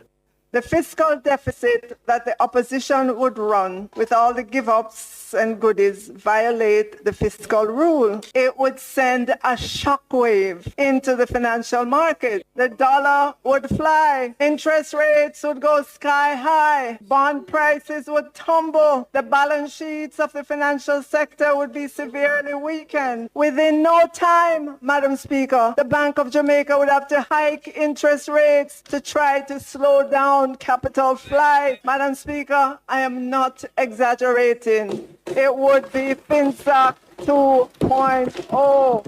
However, at a PNP press conference on Wednesday, Mark Golding says nothing could be further from the truth. The ministers tried to make out that what we were proposing in our presentations was an implied budget. That is not what we were doing, and we never said that we were doing that. We were putting forward our policy commitments for the first term, and the term of office is up to 5 years while we are in government. Clearly, the phasing of our proposals will take into account the fiscal rules, the priorities that we have, and the situations that unfold and affect the economy going forward. As to the cost, Mr. Golding puts the PNP's proposals at roughly $23 billion per year. This will be in addition to ending the annual $11 billion drawdown from the National Housing Trust. Mr. Golding also says the PNP's program of work will be funded by the natural growth in revenues projected by the country's fiscal policy paper over the next 4 years. This will be joined by a carefully curated change in priorities among the $360 billion discretionary portion of the budget.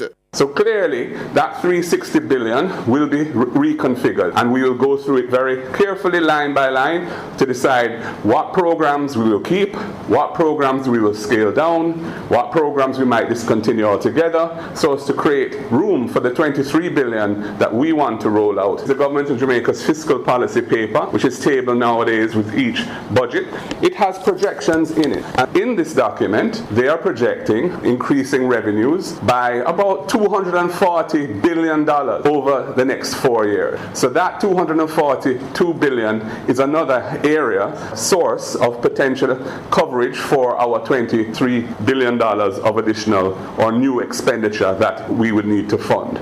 Mr. Golding is calling on the Jamaican people to see reason. He believes his proposed measures will not only be beneficial, but pay for themselves. Incidentally, if that could ruin the economy, let's look at the 1.5 that they introduced in 2016, which cost $32 billion and which they have held up as a great achievement. They did misrepresent it when they presented it to the country in that election because they said it wouldn't cost anything. It ended up costing $32 billion, which they had to impose taxes to pay for that 1.5. When you look at our measures, it's comparable in amount. It will not have any ruinous effect. To the contrary, it's going to push the country towards growth. It's going to push the country towards social cohesion, a better Jamaica, and it will pay for itself. Siobhan Campbell for Nationwide News. Meanwhile, the opposition leader is rejecting notions that he in any way had a hand from the near collapse of the country's financial sector in the 1990s. Known colloquially as the FinSac era, Mr. Golding says he was an ordinary businessman who, at the time, had to navigate a difficult situation like any other. FinSac ensured that in a crisis in the financial sector, depositors didn't lose any money. Pensioners didn't lose any money. Persons who had insurance didn't lose any money. That was the purpose of FinSac, and yes, it cost the country quite a lot of money, and we took time to work our way out of that. We're now at 68% debt to GDP ratio. That era is long gone. I had no role in FinSac whatsoever. I was in the private sector there. I was an attorney at law, and I was involved in business as well. So, that was an environment we all had to navigate who were in the sector at that time, and we did it skillfully enough that we never had to ask FinSac for any support. Thank you. Mr. Golding also says it's scandalous that the government has failed to deliver its promised report on the period. What has been a real waste of expenditure is the over $100 million that the government spent on a commission of inquiry which has not delivered a report. That's a scandal. Over $100 million spent on getting the facts as to what took place, and they have not published a report. That is Mark Golding, opposition leader. Well, listeners, joining us after this break is the public commentator and founder and executive director of Jamaican Association for Debating and Empowerment, JADE Limited, Jermaine Barrett, and development economist Dr. Christian Stokes.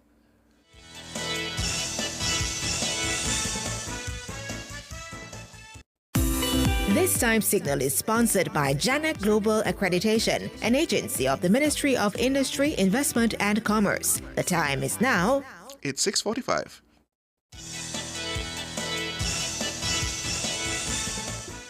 So, welcome back, listeners. As we said, Mark Golding speaking this morning, defending his opposition's proposals for a future PNP government, says it's going to cost about $34 billion annually. That is inclusive of the $11 billion drawdown being returned to the NHT and no longer being part of the consolidated funds, and $24 billion in proposed adjustments through the discretionary fund. We have with us public commentator and founder and executive director of Jamaican Association for Debating and Empowerment, JADE Limited, Jermaine Barrett, and development economist Dr. Christian Stokes to discuss further. Good evening, gentlemen. Good evening, gentlemen. Good evening to you both. Good evening to your listeners. So let's start with you, Dr. Stokes. What you've heard from the opposition in this latest discussion regarding the costing of his proposals, does that give you a better understanding, and does it fit better in the fiscal rules as they stand?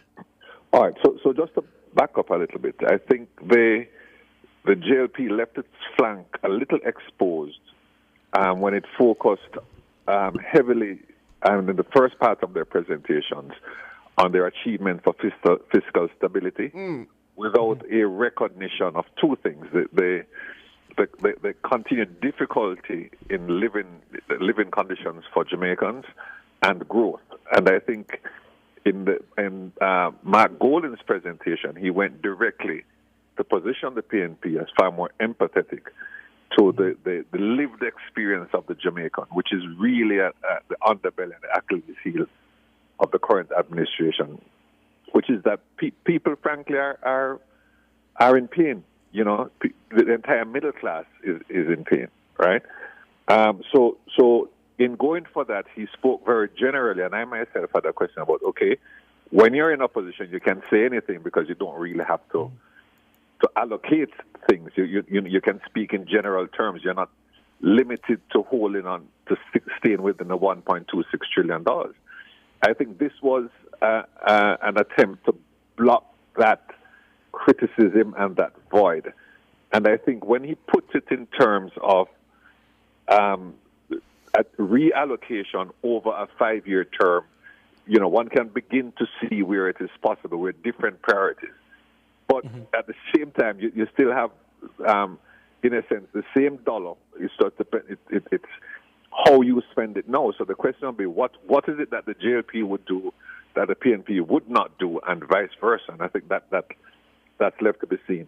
As somebody who lived through the FinSac era, all of this strikes me as hyperbole and prediction So the position then put forward by the government in saying, if we go along with what the PNP is suggesting, we're going to have a FinSac 2.0. It's fiscally irresponsible. You're saying that the government it's a far reach. No, that's marks a little bit of politicking. I think we have to be, for those of us interested in these things, we have to give the PNP an opportunity to say, how is it going to, and these are not irresponsible people as far as we can tell, how are you going to carry out these programs and stay within the fiscal rules? And I think Mr. Golden attempted to do that this morning, but at the same time, the size of the pie remains the same. So who is going to get a bigger share and who is not going to get any share, I think is a further line of inquiry that needs to happen. But I would like to think that in the psyche of our macroeconomic financial managers, we are past irresponsible action that would drive us into recession, high interest rates, high cost of money, low investment, these sorts of things. We have already done that. Let me hear you, Jermaine Barrett, on the same thing. Your initial thoughts on the opposition leader's response to the concerns about the financial implications of the PNP's proposals. I think that it was somewhat untidy. The way it is that the information has come post the budget debate, yes? Clearly, the lack of cost, the lack of timelines and all of those very important details led the finance minister to have crafted her closing remarks in a way that I presume was sort of trying to really poke a hard jab at the opposition. But of course, clearly, she probably was a little off the mark. Nevertheless, it was clear that the budget presented by the opposition leader, there are concerns, and there are legitimate concerns with respect to how it is that it would have been costed and so forth, and whether or not it does pose a threat to Jamaica's fiscal stability. The fact is, though, that I don't think that there is a greater concern about Jamaica's fiscal stability being threatened. The fiscal rules are fairly entrenched, and there has been a sort of decades-long trajectory of experience with these rules. So I think I'm comfortable with that. One of the things that I'm also still concerned about is these, I think it's $23 billion that the opposition says their goodie bag would cost, and that they would earn this largely from reallocation and reprioritization and potentially cancelling out some of the yes, he said defer some, cancel some, reprioritize others. Right. From the yeah. So I would want to know what are some of these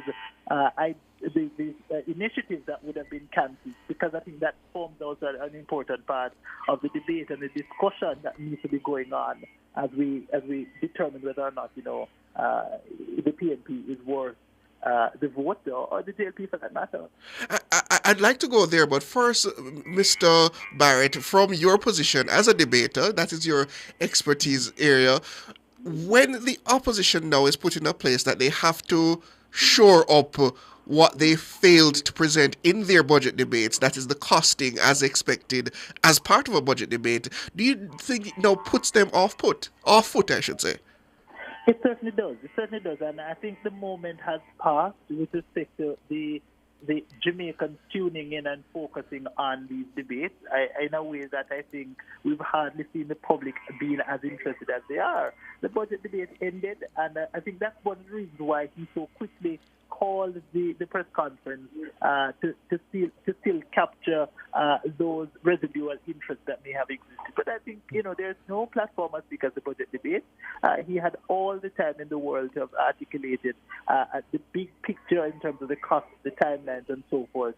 And having not done that, I think it was remiss of him now to have, rather it was unfortunate that he was now left to kind of respond after the fact, Yes. Dr. Stokes, Jermaine just raised a point about how the opposition is suggesting that they would fund some of these activities, the deferral payments, etc. Are you concerned that, based on how Mark Golden explained the financing of it, that we will be going backwards in some instance, or is it totally fine based on how you explained it? No, but I think the point has been made. The question is, what are you going to give up and what are you going to shift? And we still, that remains opaque. And this is part of the issue. It really is a bit of a mystery to me that Mr. Golding would not have made a stab at establishing the case that at the time of his presentation, instead of on the day that Secretary of State Rubio is in town, that during the debate on the headline, he would not have made the fill in that obvious gap in terms of, here are all the goodies, but we're going to do these in order to stay within the fiscal rules, in order to keep debt coming down, in order to create fiscal space. So, and over a 5-year that's period. That's a little bit of a mystery. Right. And Dr. Stokes, I tried to grill down with the opposition leader in terms of, okay, you say you'll have different priorities from the government. What are those priorities? Where are the areas you feel that you would, as you say, put off and shift away from in order to come in as the future government to adjust and fund your proposals? But is that an unfair request? Are we putting an onerous burden on the opposition who does not have their access to the full book of measures and revenues in terms of how to craft their proposals? It can't be. It cannot be unfair.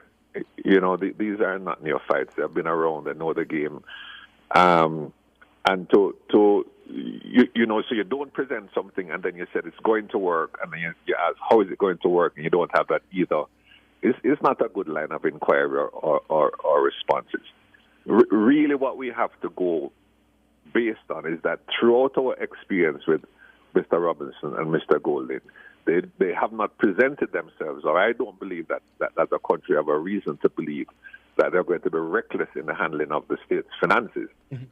But it is clear that it may even be unadvisable to say we're going to drop this and do this, because who knows what the political impact of that is.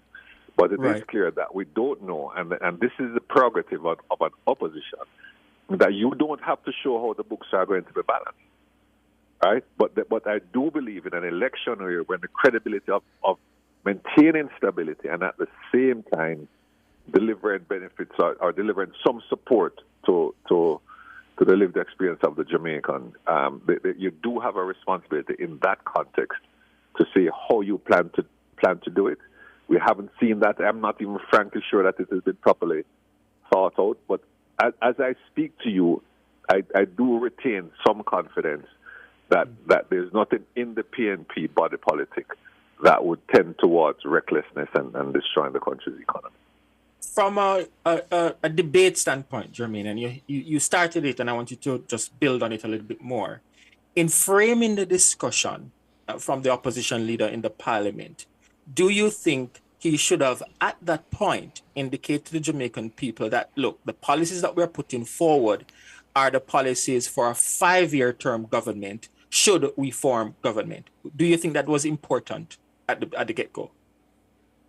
Because I think it might be that he would have been comfortable with Jamaicans thinking, there's this bag of goodies that are going to come in the first year of my administration, and him being silent, would benefit from that kind of deception. Right? But wait, also you're suggesting that he misleaded the Jamaican people, Jeremy? I think I'm not prepared to go that far, but I'm thinking that if that was the view of most Jamaicans, and that would have led most Jamaicans to support his candidacy for Prime Minister and his party getting into power, then it would ultimately be disingenuous of him, and ultimately it would be a source of great disappointment when it is that Jamaicans recognize that what they thought would have been firm commitments, guarantees, are not being achieved within the timeline that they thought would have been achieved. Because, gentlemen, ultimately this is a budget debate. It's a budget debate for the fiscal year 2025-2026, right? And so most, if not all, of the initiatives are expected to unfold during this, during this fiscal year. But let me flip it though, Jermaine, just before Siobhan come in. Some could say, as Dr. Stokes indicated, it's also an election year. So why wouldn't you utilize that opportunity to expand beyond the budget? Because as you indicated, all eyes are on you in the parliament. Well, it still remains the case that even in an election year, it is still the budget debate, and even if it is that you want to go far beyond the fiscal year, you have an obligation, to be transparent and as open as possible with the Jamaican people to say these are the timelines that we're thinking of working with, right? And in the absence of that, it does not build confidence in his position. And you have seen that the JLP took advantage of that, or sought to take advantage of that, sought to open up a gaping hole in the PNP's armor, albeit it was proven that the hole isn't as large as they thought it was. But again, I don't like the feeling of just not being fully transparent and open with the information to begin with, that Jamaicans can make an informed decision. And Dr. Stokes, I mean, we understand not only how the budgeting process works here in Jamaica, and particularly in the budgeting process during an election period. We know how it works in the United States and the United Kingdom. You have the candidates come up, they present their vision in terms of their economic packages as well. And after they make those presentations, a body comes out and analyzes those packages and say which and how much it is going to cost. We have an independent fiscal commission. I put that question to the fiscal commissioner. Does he not feel they should have that responsibility, not only to analyze the government's proposed budget, but also the proposals put forward by the opposition? He made it quite clear that the legislation limits him solely to the government as his remit. Do you feel that as the independent fiscal commissioner, he should have the ability to analyze proposals from both sides?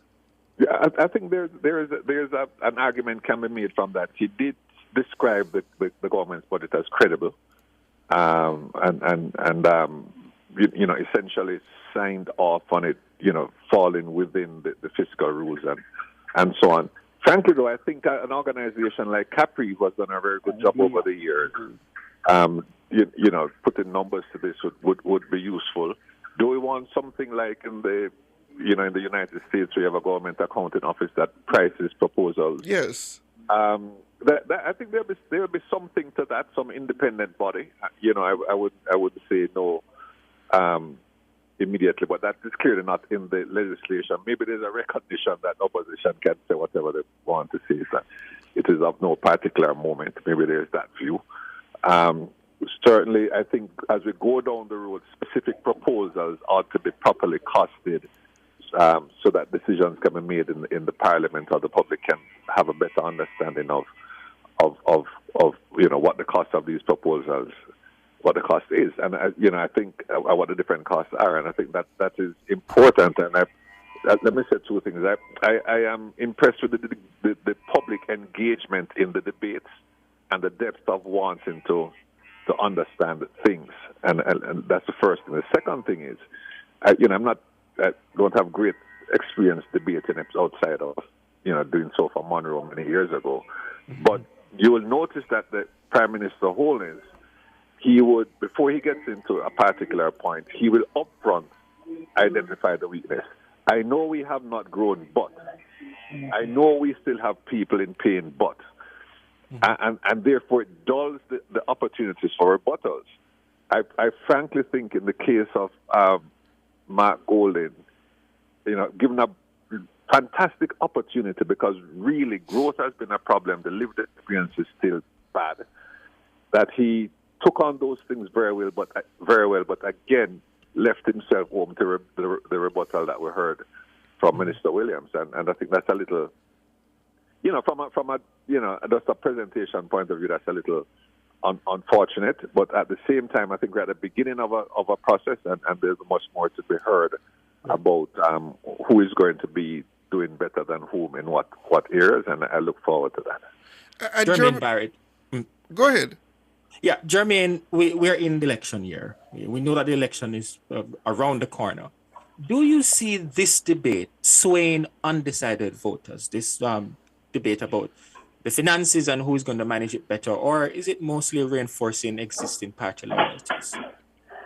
Well, very little sway will take place.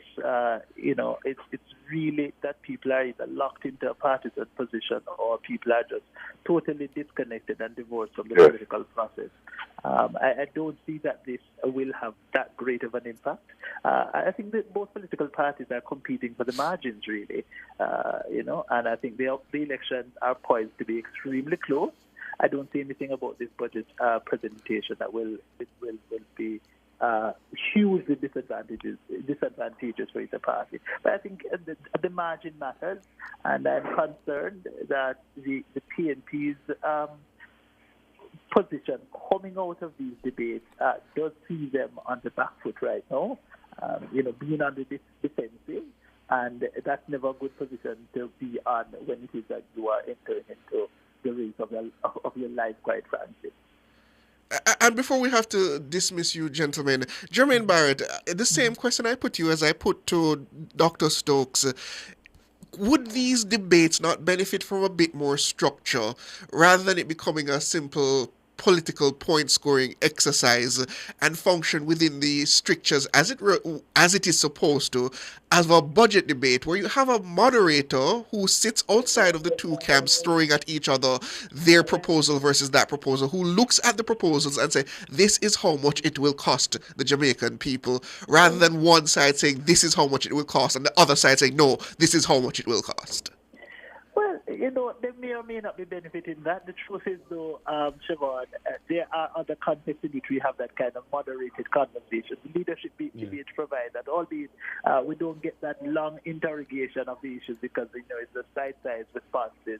But I think it's important to have the parliamentarians themselves facing off and engaging and sort of interrogating each other.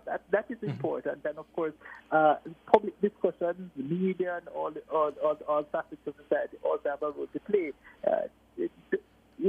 The politicians are tuned into the public conversations, and we also help to frame their responses and their policies ultimately. So I'm not sure that I'm necessarily calling for a sort of a mediator. One of the things that you see happens when you have a mediated debate is that the politicians just oftentimes just dismiss and disregard the person asking the questions and sort of talk at each other and shout at each other. So I'm not sure that there's... Well, I guess the theatrics of it is also important for the politics.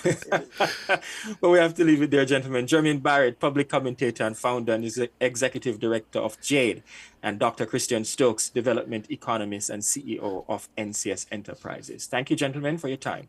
Thank you very much. Good evening. The Watchman is next, listeners, and then we come back with your calls. The numbers are 630-937-124 and 618-8255.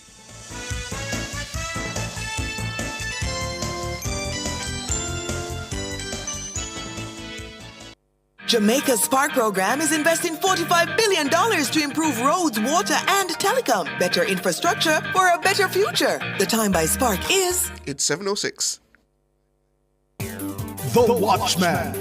Exploring issues shaping our society, government, and business. Provocative, unconventional. Dr. Henley Morgan is The Watchman. Good evening. Jamaica, a rich country masquerading as poor third world. Is Jamaica rich? Is Jamaica poor? There is no better time to ask the question and seek answers than during the budget debate presentation in the House of Representatives. According to the World Bank, Jamaica is an upper middle income country. That nice sounding, quote unquote, development speak masks the fact that for most Jamaicans, daily life is a hellish hand-to-mouth experience.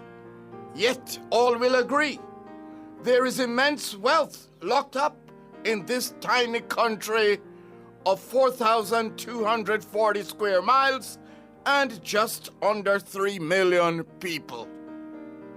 What will it take to unlock this untapped wealth that has the potential of raising the standard of living and lifting almost 1/4 of the population out of poverty.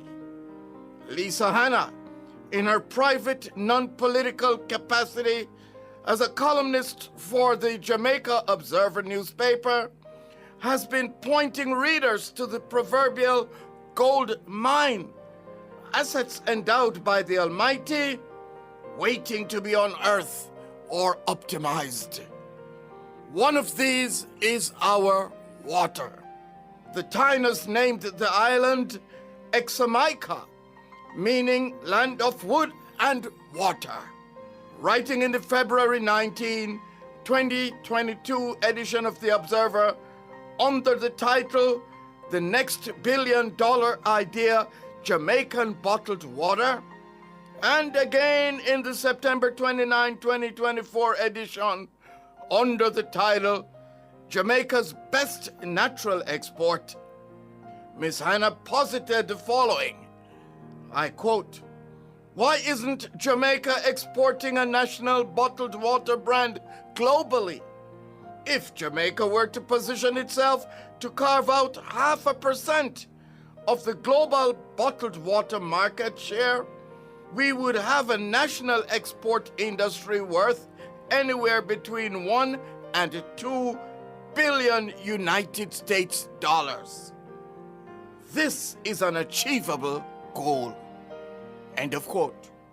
Another of our God-given, underdeveloped, underexploited assets is our culture, the so-called creative industry.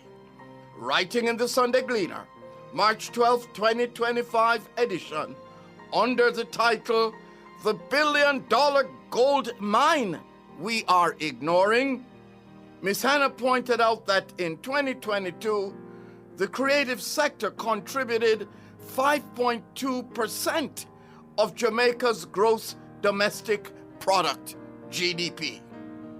Of this, music contributed a paltry 2% in a global market estimated at 2.8 trillion United States dollars. Ms. Hanna writes, and I again quote her, "With bold policies and strategic investments, Jamaica could unlock an industry capable of generating thousands of jobs and attracting billions of United States dollars in foreign investment." End quote. We keep hoping that we discover black gold, oil, when we have the proverbial gold mine in our water, music, sports, and so much more. So why are we so poor, teetering at the edge of economic calamity and clinging to the benevolence of American foreign policy? To create wealth from the gold mine of which Ms. Hanna writes, it takes a government and people with a gold mind. Get it? Gold mine versus gold mined. In this area, gold mined, we are sorely lacking. Think on these things. Produced by Agency for Inner City Renewal, AIR, and recorded in the Jamming Studio Trenchtown, a breath of fresh air bringing change to the inner city.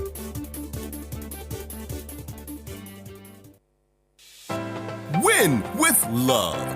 Use your JMMB Money Transfer Prepaid Visa Card from October 1, 2024 to June 30, 2025 for a chance to win your share of a $2.1 million grand prize, plus a $100,000 university cash grant and cash back from paying tolls and shopping with your card. Receive money 24/7 in minutes with Visa Direct via MoneyGram, Zoom, Remitly, or directly through RIA and Zoom. Visit jm.jmnb.com/money-transfer for full details on how to enter and win with love. Authorized under Section 58.3 of the Betting, Gaming, and Lotteries Act. Conditions apply.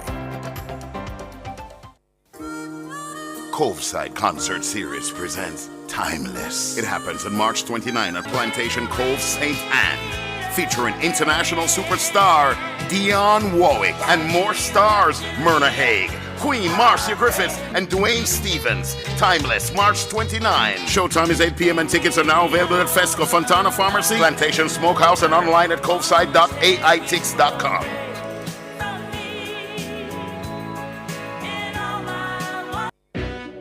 Calling all tradesmen, small contractors, skilled workmen, and small entrepreneurs. Whether you want to start or expand your business or get equipment for your projects, Total Tools will help you tool up and expand your business. Get up to $500,000 to borrow, up to 2 years to repay, and interest rates as low as 3.99%. Come for your loan to get your tools. Offer ends June 2025. Visit Total Tools in Kingston, Ocho Rios, and Drex Hall to get a loan for every tool and every trade. I pursue opportunities. I prepare for opportunities. I plan for opportunities. With Sagicor e-Invest, you can prepare, plan for, and pursue IPO opportunities. Browse IPOs, review IPO details and prospectuses. Select and apply for a featured IPO. I-P-O. With Sagicor e-Invest. Think wealth. Visit sagicor.com. Looking for a gym that's got it all? Welcome to Express Fitness, where fitness meets convenience. With 24/7 access, you can work out whenever it suits you. And with island-wide locations, we're always close by anywhere and anytime. Love classes? We've got them. From aerobics to dance to spin, you name it, we've got it. Our certified trainers are here to take you on a journey. Call us at 888-FITNESS or visit our website at expressfitnessja.com. Express Fitness, your goal or mission.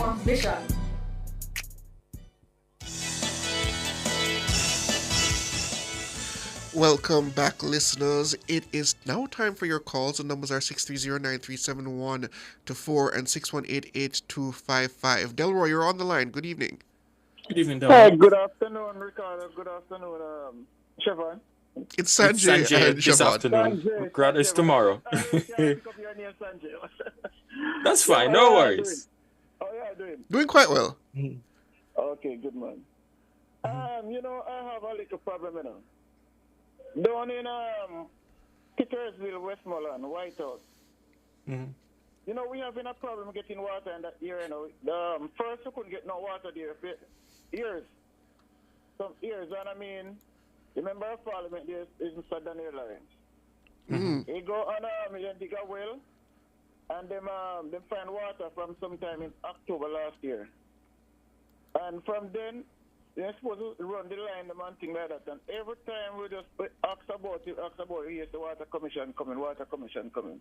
And we getting nowhere at all. And, people them get so fed up there and things like that. No, people them planning to demonstrate and things of it. So, I don't know what they can do. I think, have you tried speaking to the NWC and asking them where they stand with this project? When we speak with the MP, Mr. Lawrence, you speak to them all the while, and them just like them would answer next week or 2 weeks, 3 weeks, and those weeks can't come in at all. And how long have they been keeping that? How long have they been making that promise now? No, what I'm telling you, so that is from them find water from October last year. Oh. October, November last year until now. But they must have some explanation, Delroy. When you speak to the MP or when you speak to the NWC, what is the explanation that they provide to tell you why it's taking so long for the water to be connected? Well, that is what when we ask the MP so them said that them sending somebody to come to check on it to start online, and that's where it is. We can't get nowhere. And then think about it. That is water, when you can't go bed without eat, you can't go without water. You need water for everything. Precisely. Yes, and then we look around and see everywhere getting water. St. Elizabeth, all over the world, just getting water. We can't get none. So that's a serious problem there. All right. I tell you what, Delroy, I'm going to look into this for you and see what is taking so long to see if the NWC can provide an explanation. Yeah, we don't really appreciate that. No problem. Yeah, man, I going further.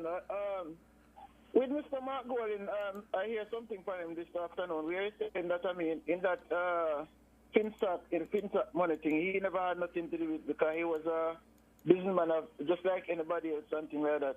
What Mr. Margoli is saying that, I mean, and that is very long. So those people lose house and some of them get crazy and everything like that. There's no problem about that. Well, he accepted that it costed the country dearly, but he's saying that he had no hand in any of those decisions. Oh, so they're not bunting no business with that in your time. They wasn't around in those times. But what he's saying, though, is that he wasn't in government, so he couldn't influence government policies. He was just a businessman. He was just a businessman navigating the space like everybody else. Like everybody else. Okay, I understand. Listen, with this education minister from Montego Bay, St. James High School, I was listening sometime last week where Mr. Cliff them saying that, I mean, this problem was going on for 14 years and this principal is still there at the school. What is the problem with this principal and that school? Is a shareholder in the school? Well, he's a stakeholder in the school. I don't know about a shareholder in the school. But as I understand it, there are quite a few people in the community who back him and support him because they feel that he's turned the school around in terms of the discipline and the academics of the students. Well, I tell you something. But we don't understand that something that you have been a problem going on for 14 years and I mean, people just say that, I mean, turn around things and things like that. For 14 years, he must be a shareholder or something like that. Why the government, he higher than the government? No, but the central government cannot fire a principal. Only the board of a school can directly remove a principal from the position. So if the board have that position, why is that the board stand still and I mean, like you having that problem going on all the way? That's why I say it must be a shareholder. But it's the same issue that exists today on that same board. There's a deadlock where there is a section of the board that supports the principal and a section that does not. And unless you can break that deadlock, the principal cannot simply be removed. But his wife is what? A vice principal there, right? She's the vice principal as well as the PTA representative on the board. Oh, so that is not a thing of interest. How come that, I mean, he's a principal? To any layman, anybody would see that as a conflict of interest. That's a definite conflict. But apparently it is quite fine with the rules of the school board. I don't know how that works out that way, but to me, that is just a clear conflict of interest. Because at the end of the day, she's an administrator within the school. So if the PTA decides, let's say, to take a position that is anti what the school is proposing, what side is it that the vice principal is going to stand on? Is she going to stand with the PTA or will she stand with the school administration? That's the conflict. That's a serious thing to really deal with, trust me. But anyway, thanks for calling. For hearing me, and please not depend on you. I'm going to listen for you to get to them for me tomorrow, please. All right, then I will follow up on this one for you, definitely. Petersville, Westmoreland, White House, here. All right, thank you, Delroy. Petersville, that's in Daniel Lawrence. Yeah. I know Petersfield because Petersfield is where I am from. Petersfield is in Savannah, but Petersfield is closer. That's in Central Westmoreland. That's what I'm saying. So I know the difference. It's Petersville that you're talking about. Eastern. Petersfield is in Central. Yeah. All right. All the best. Faithful. Good evening. Good evening, Mr. Campbell. Very faithful. Yeah, good. Right. Mrs. Steve will not start off the budget by his mantra, run with it. Julian and Mr. Golden say they are the one that caused whatever good to happen in economy under their regime. And Mr. Wellness gave a breakdown of how things started. The question I want to ask, there's a missing link that I heard of, which I never heard before. That the reason for the meltdown in the 90s, and Mr. Sear contributed by his policy in the 80s. Is there anything to that? The policies in the 80s? That Mr. Seago. Well, my research suggests to me that what is the crux of the problem was a liberalization of the Jamaican economy or the Jamaican foreign exchange market in about 1991. And at that point in time, the kind of regulations you would need to But keep... that's 1991. Mr. Siaga was in power in the 80s. No, I'm just telling you what my research has revealed.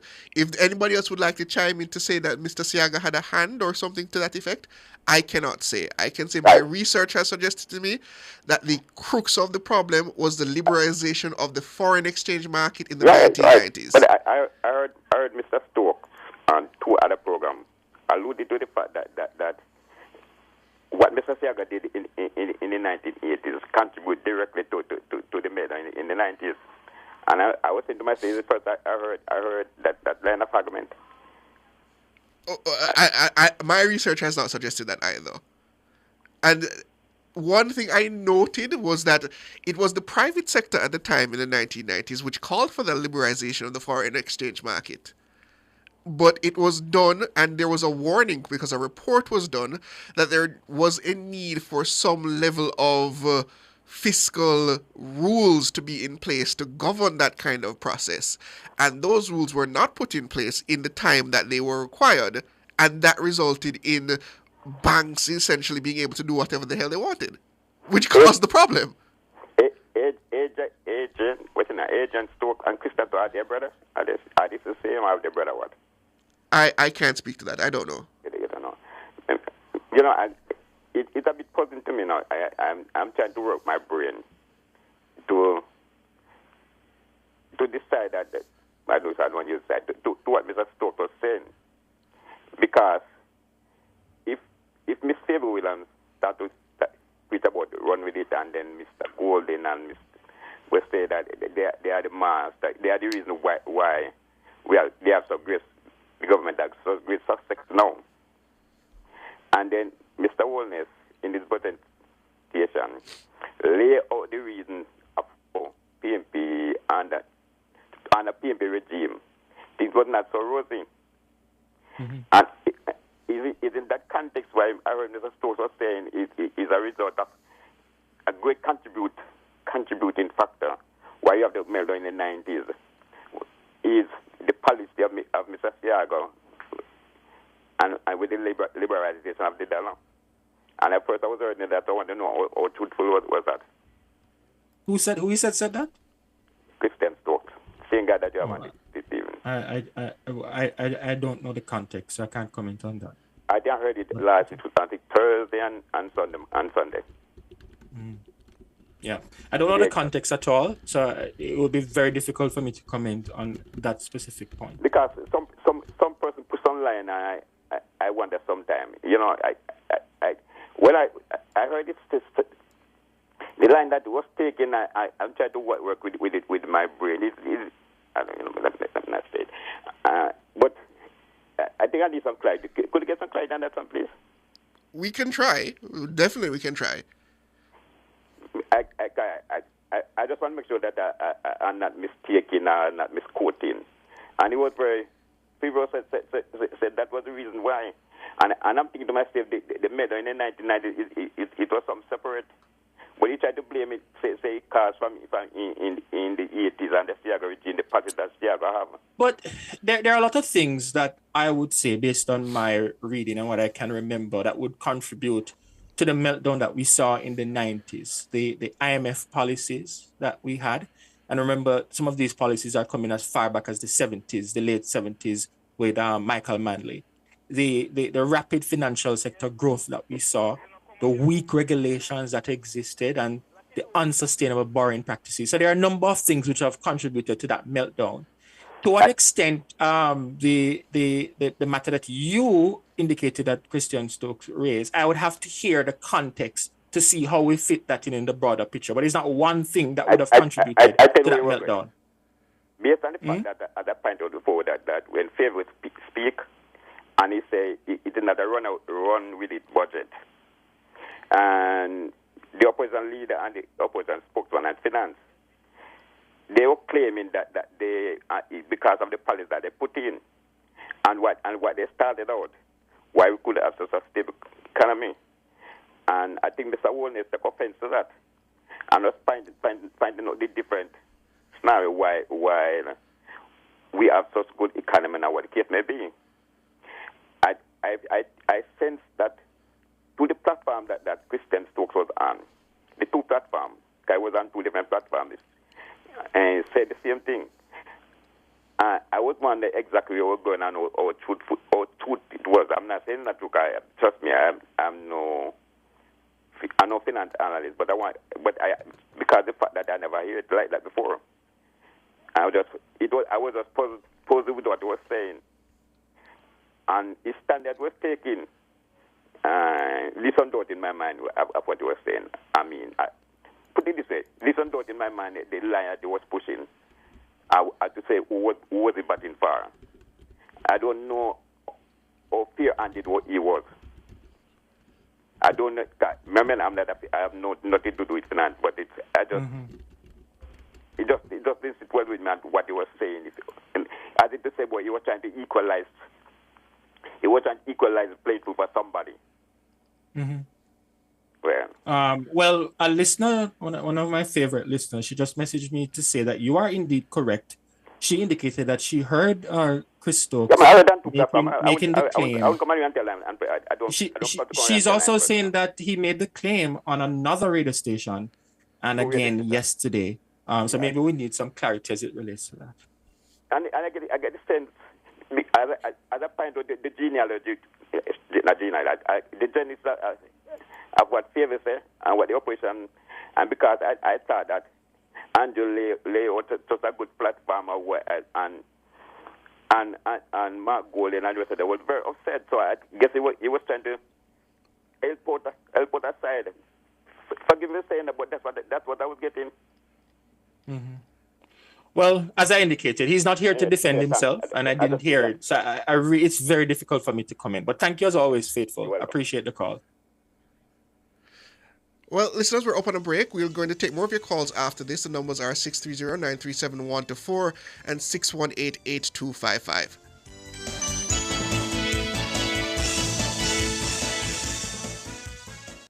Apply for your Sagicor Bank Preferred Prepaid MasterCard today. Load your remittances for everyday spending. Receive cash transfers from any local bank. The time by Sagicor Bank is... It's 7:30. Welcome back, listeners. As I said, we're taking your calls. George, you're on the line. Good evening. Good evening. Hi, George.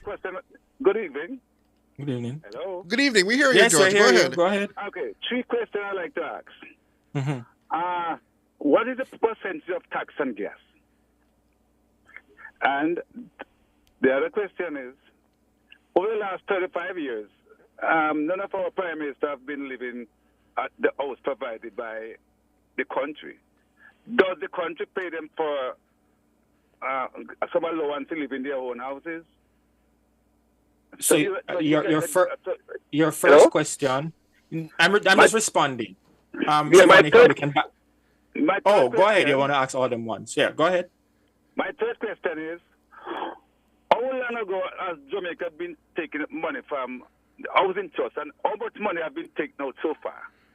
Well, I think they started back in 2014, Sanjay? No, I just asking. I need to double check on that one. I don't remember. But 2014, 2015 at $11 billion annually up to 2025 would be the answer. So all these years it have been taken out 11 billion? Yes. I never heard of that. You didn't? No, man, it's not anything new. No, but I never heard it in all the budgets coming along that 11.4 billion or whatever has been taken out every year. Yes, that drawdown has been put in place since the economic reform program but I must say, every year I didn't hear them say, well, money coming from the budget is 11 billion to make the budget. But I didn't hear this year either. Oh, well, I think they would have just rolled it into the revenues of the government. They wouldn't have made a specific line item for it. Oh? I thought they were saying, we're drawing down 11 billion from the budget to make up, from the housing trust to make up the budget and whatever. Anyway, they had a question. No, man, hold on. You ask you other questions, Wait. So, yeah. Siobhan, I just want to correct something. You are correct that they The annual drawdown of 11 billion started in 2013. However, I'm seeing an article from the Gleaner which indicated that the first time the government took money from the NHG for funds was $5 billion, which was extracted in 2005 to fund the education transformation program. Interesting. That was the first time. Interesting. Yeah. And then to the other question, listeners, if my memory serves me correct, I think it's 15%, a combination of GCT and SCT for gas. And then what was the third question? 15% is the tax on gas. The overall 15. Tax on gas is 15%. There's a 15% GCT and a special consumption tax. It is morphed like that, and I think there's an additional 5% advanced GCT on some other stuff. I need to double check the exact thing. I'm just speaking from memory. Tax on gas. What is the total tax on gas? That's what I want to find out. The other thing is, does the government, when it needs sand to build bridges and schools and hospitals, does it have to buy from somebody, or the sand that flows down on the river because government own the river? Is the government own the sand that on those riverbanks? Or somebody just go and take it up and sell the government? I believe there is such a thing as illegal sand mining. I'm not sure of the arrangements, but sand is mined in certain areas to provide for that. And there must be, there must be designated quarries that the individuals would mine the sand and then sell it to whomever wants it to purchase. You mean somebody just go there and get what do you call it, a mine, a license to mine the sand and just sell it to they would own the land. They would own the land. They get a license to operate, and then they mine and sell. The sand is not on the land. The sand is in the river. You have designated quarries for sand mining, specific areas. I'm saying, I asked who owns the rivers, and they told me that it belongs to the states. Yeah, you are on the right path, sir. But you're on the right path, sir. But there, these things called mining licenses that the government does give out. I'm not talking about the licenses. I'm talking about who owns the river. As in, it would essentially be the property of the people of Jamaica through the government as its trustee.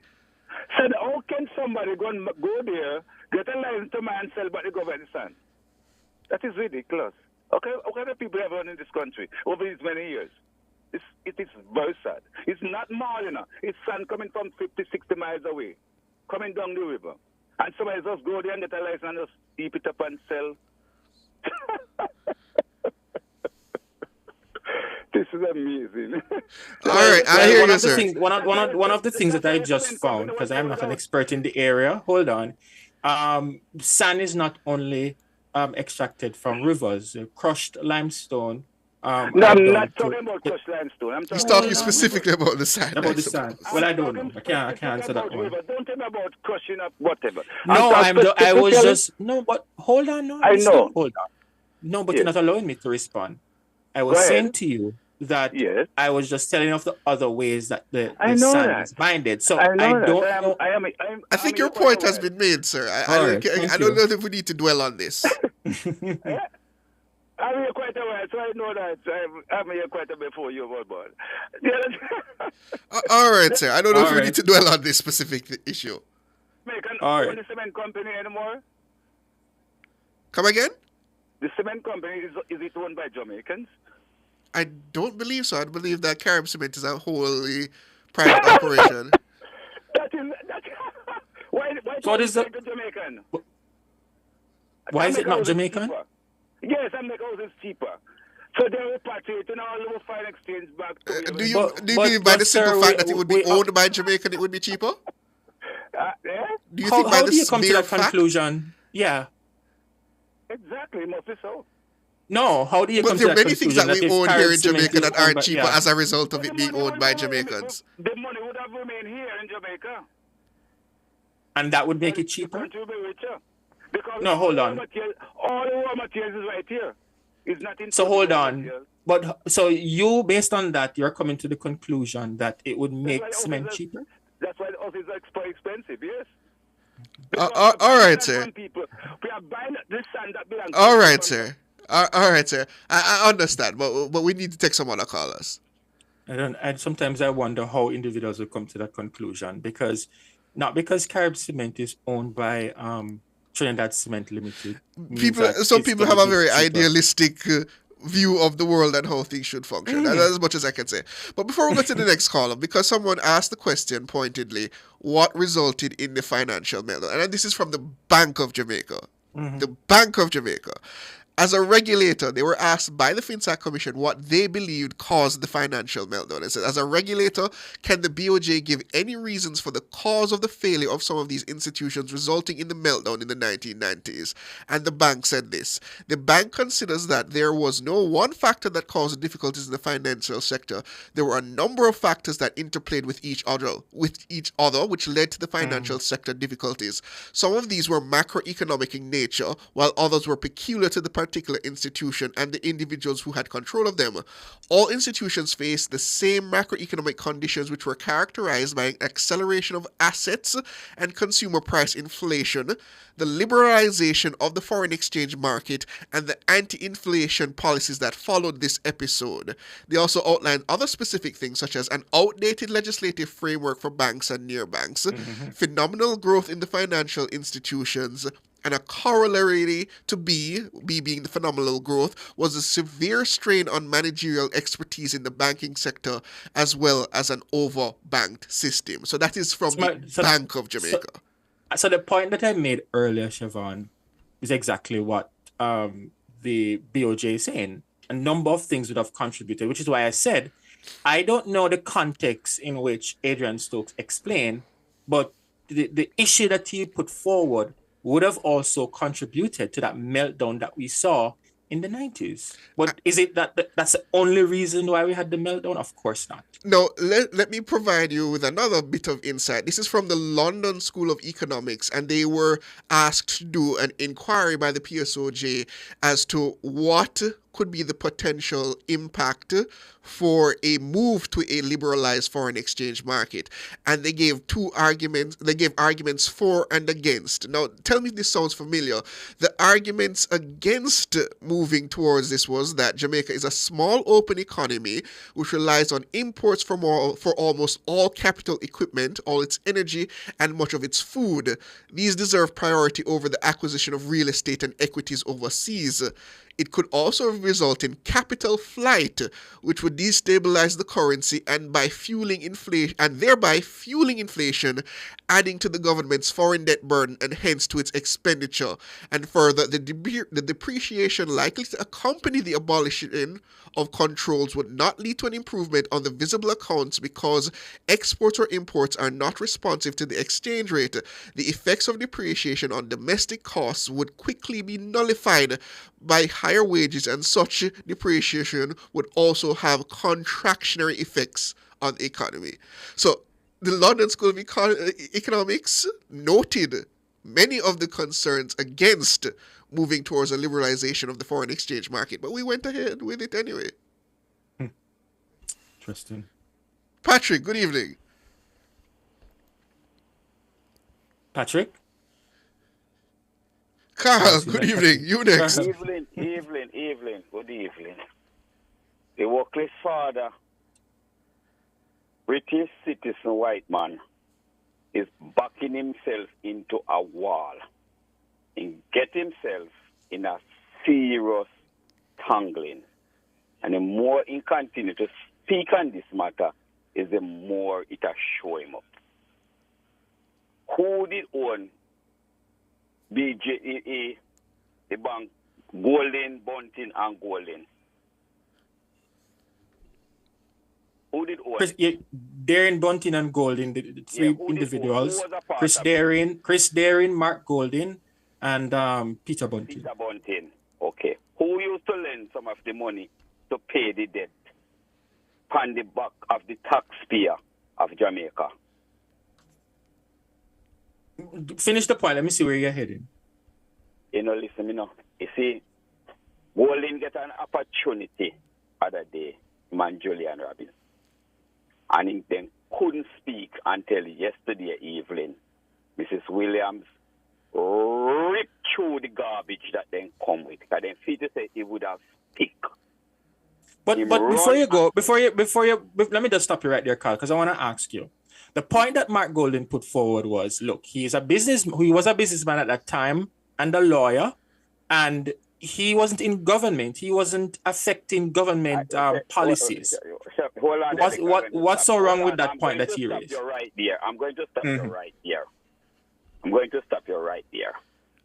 And I have to hold back myself to say something to you. I've noticed a lot of time when people try to put them points across concerning, after this opposition leader, you always cut in. I doesn't like it. Please. Well, hold on. I know that. No, you said something, and I'm going to respond. You asked a question, and I asked you for a minute just to follow up on up. No, wait, Carl. No, wait, because I see where you're going, and I want to stop you right there. Okay, You made a point which was suggestive about Darren Bunting and Golding, the organization at that time. Yes. And then you moved on to something else, or you attempted to move on. So I bring it back to make the point that was made for you to clarify. What is wrong with that? Well, I'm a very rested man. I'm home for a couple of days now. I'm rested. Happy to hear you're rested, Carl. Hold on. And when I'm rested, my brain works very good. And I must say to you, I doesn't like to hear garbage speak. I never go to university, but I can think for myself. And I'm hoping that when I'm saying something, I will get to explain my points very clearly. What Golding did to come this evening to talk about, he was an ordinary person, and he is this and he was that.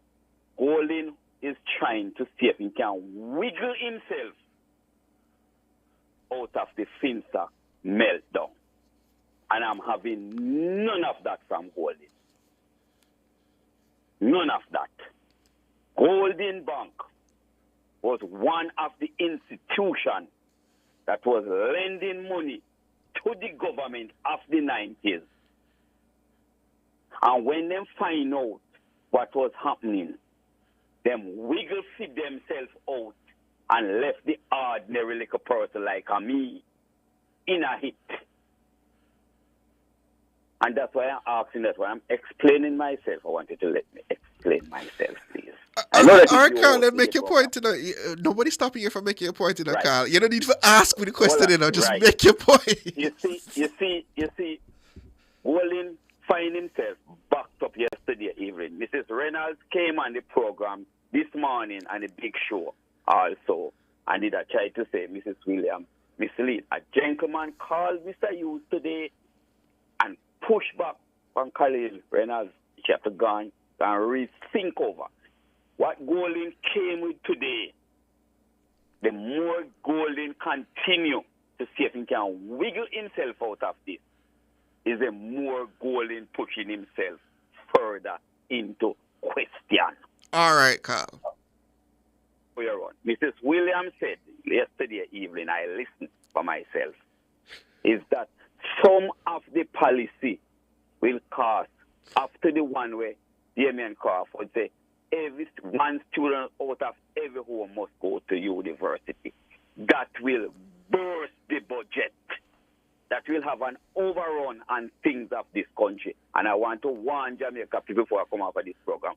If Golding ever reach in a Jamaica house, bank will be start locked down, business place will be start locked down, because him a go there to go look about him friend them. They go bail them out. Have a good night. All right, Carl. Have a good evening. And just to be clear, that statement, that last part of it, we don't have any proof to support that. That is Carl's opinion, and we respect his opinion. Ian, good evening. Hi, good evening, gentlemen. Hi, good evening. Yes, I want to start. I was listening to the panelist, the guest that you had on earlier on. Was it what? Adrian Stokes? Christian Stokes and Jermaine Bright. Oh, Christian Stokes and Jermaine Bright. I particularly took interest in Mr. Stokes' response, the way he responded at first. I thought for a moment that he attacked the government in saying that at the end of the day, the middle class were struggling, were suffering, or something to that effect. I don't want to misquote him. And I find it to be a bit strange because I am looking at the issue at hand. We had a budget debate recently, and the leader of opposition got his chance, got enough time. The leader of government business stood up when his time was up and said to allow him time sufficient to finish his budget presentation. So he had all the time in the world to explain to the Jamaican people as to what's the PNP plan. And we assumed, the people assumed that that was his budget presentation. And only to learn yesterday that it was something different he was giving to the people. And let's call a spade for what it is. Mark Golding messed up, and he messed up big time. I don't know if any of you paid attention to, what's her name? I don't remember her name. One of the opposition members that was sitting behind him when he said something to the effect that it was not a budget that the PM, she was shocked. Can I just add to something? I agree with you that the opposition should have made it very clear from the onset that what we are putting forward to the people is over a 5-year period. When the government rebut, and rightly so, in any debate, I would have done the same thing. The government highlighted that, look, if you're implementing all those things in a given year, clearly you're going to be fiscally irresponsible. The opposition realizing now they are playing catch up, right? But as Jermaine had indicated earlier, it could be that the opposition made the presentation and just hoping that it would stick, and then leave it open that if individuals respond, then they will come out to say, hey, it's over a 5-year period. And they should have done it from the get-go. That's very misleading. And that's a problem because we Jamaicans are accustomed to a budget debate as for what it is. A budget debate is the first in our history since our budget debate we have had any such situation such as this. And Mark Golding blundered. And not to put the government in a perfect light either, because I still think the government of the day, which I do strongly have confidence in this government.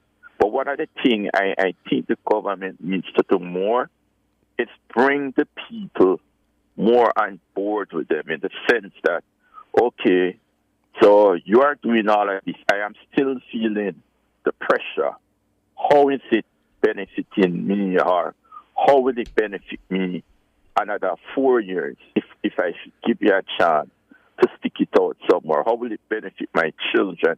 How will it benefit? You understand my point? Yes, I understand your is point. important. Because the government needs to be more on that, because I believe that the PNP was trying to gain power by default.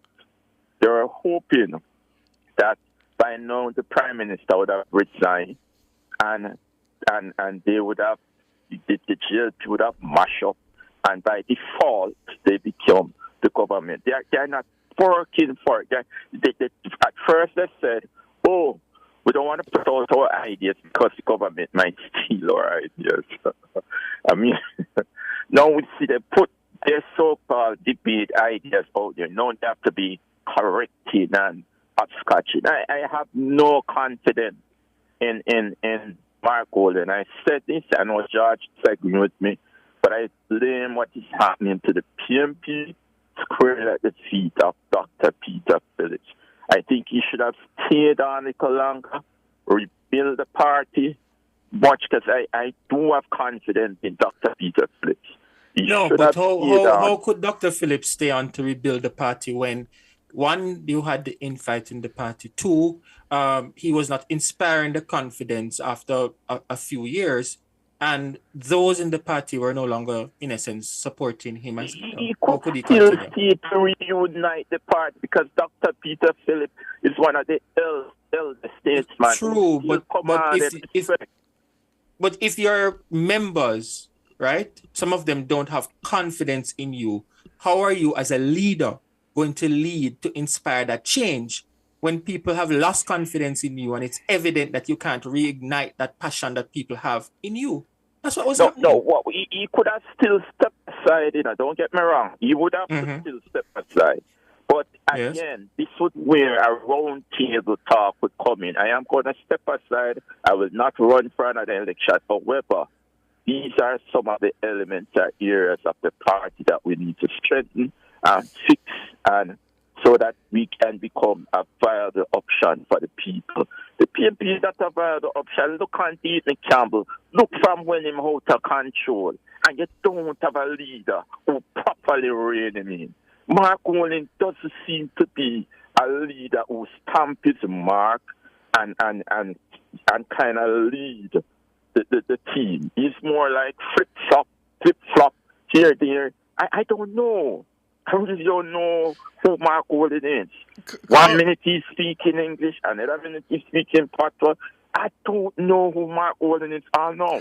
I know he may be a successful businessman, and I don't know why he tried to defend himself when it's already there that a company that he was a part of, then it's according to rather the former what's his name again? Contractor General, I believe, Greg Christie, stated that his company got sweetheart deal when people were losing their assets, where some people were even committing suicide. And these things people are to know. His company benefit from the misfortune of others. So I don't even know what is it he's trying to defend. I hear you, caller. Your thoughts on Mr. Golding are well said, but you raised a point I'd like to ask you a question on, that the Prime Minister needs to bring the message of what they will do for the next 4 terms. You listening to the budget debates, did you hear that message? What I heard from the Prime Minister was very good movement in terms of where the country will benefit and how they're going to be disciplined and all that will happen. But what are the problem? And why I ever brought that point out, I am shocked to know that I have quite a number of teacher friends. I'm not a teacher though, but I have quite a number. And when they speak, that's not either here nor there to them. But the thing about them, you realize when you speak that they're not going to give PNP their vote either. But they're still not feeling the need or reason to vote because they still want more. They're not happy. Just what is taking place in the country is good, but I am not happy. And people tend to vote on how they feel. You get my point? Yes. Yes. That is important. That's an important point. The Prime Minister perhaps need to come almost something like what he did when he was in opposition.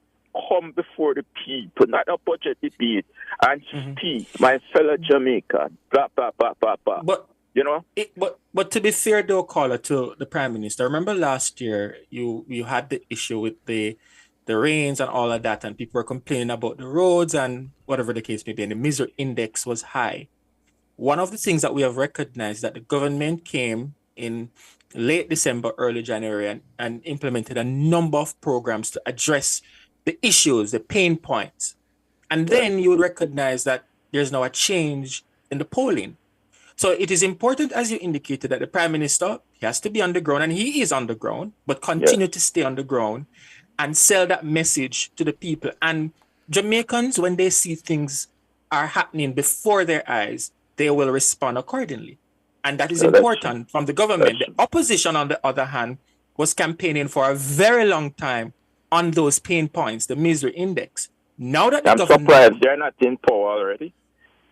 Now that the government is addressing it, the opposition is in a spot of bother, because what now are you going to campaign on? Which is why everyone is saying, we want to hear your policies, which they attempted to do so in the parliament recently through mainly Mark Golding, which is important. And they should have done this a very long time ago.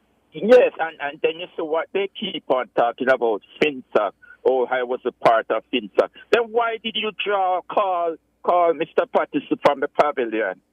Why did you call him from the pavilion? and keep the whole long-time retired Prime Minister a tennis racket, a bobby socks, and white shorts to come down the pavilion. They shouldn't have called me because once you call Mr. Patterson from the pavilion, then the first thing that will come out is feedback. I was a little bit surprised that the opposition really went for PJ Patterson and then when PJ Patterson commented on fiscal management, everyone knew what happened in the 90s. Of course, so, you can't lecture this government. You know when somebody says you score an own goal, definitely. The PNP scored an own goal. That's more than an own goal. That's like not showing up for the match. Yeah, you're right. I'm telling you. Anyway, thanks at the time, and I just hope that person, even today, before I ever go, watch the gentleman, the Secretary of State, Mr. Rubio, right? Yes, Marco Rubio. Marco Rubio came to Jamaica, and we know many of us were in fear because perhaps what we know has been labeled among regarding the Trump administration.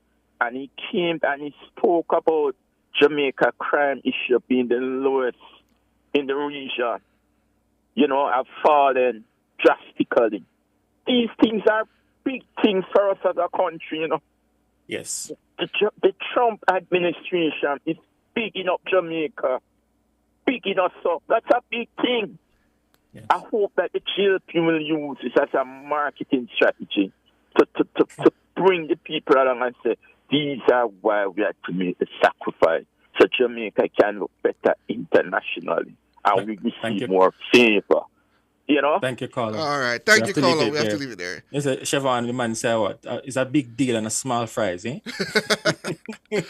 Well, listeners, viewers, thank you for joining us for the Nationwide at 5 program. Thanks to our super producer, Dana Davey, who unfortunately had to leave us early. She's feeling a bit under the weather. Thanks to our technical operator, Andrew the Glenn Boogs Anderson, and Cara Powell, who leads the very capable news and production department of Nationwide News. Thank you all for joining us. I'm Siobhan Campbell.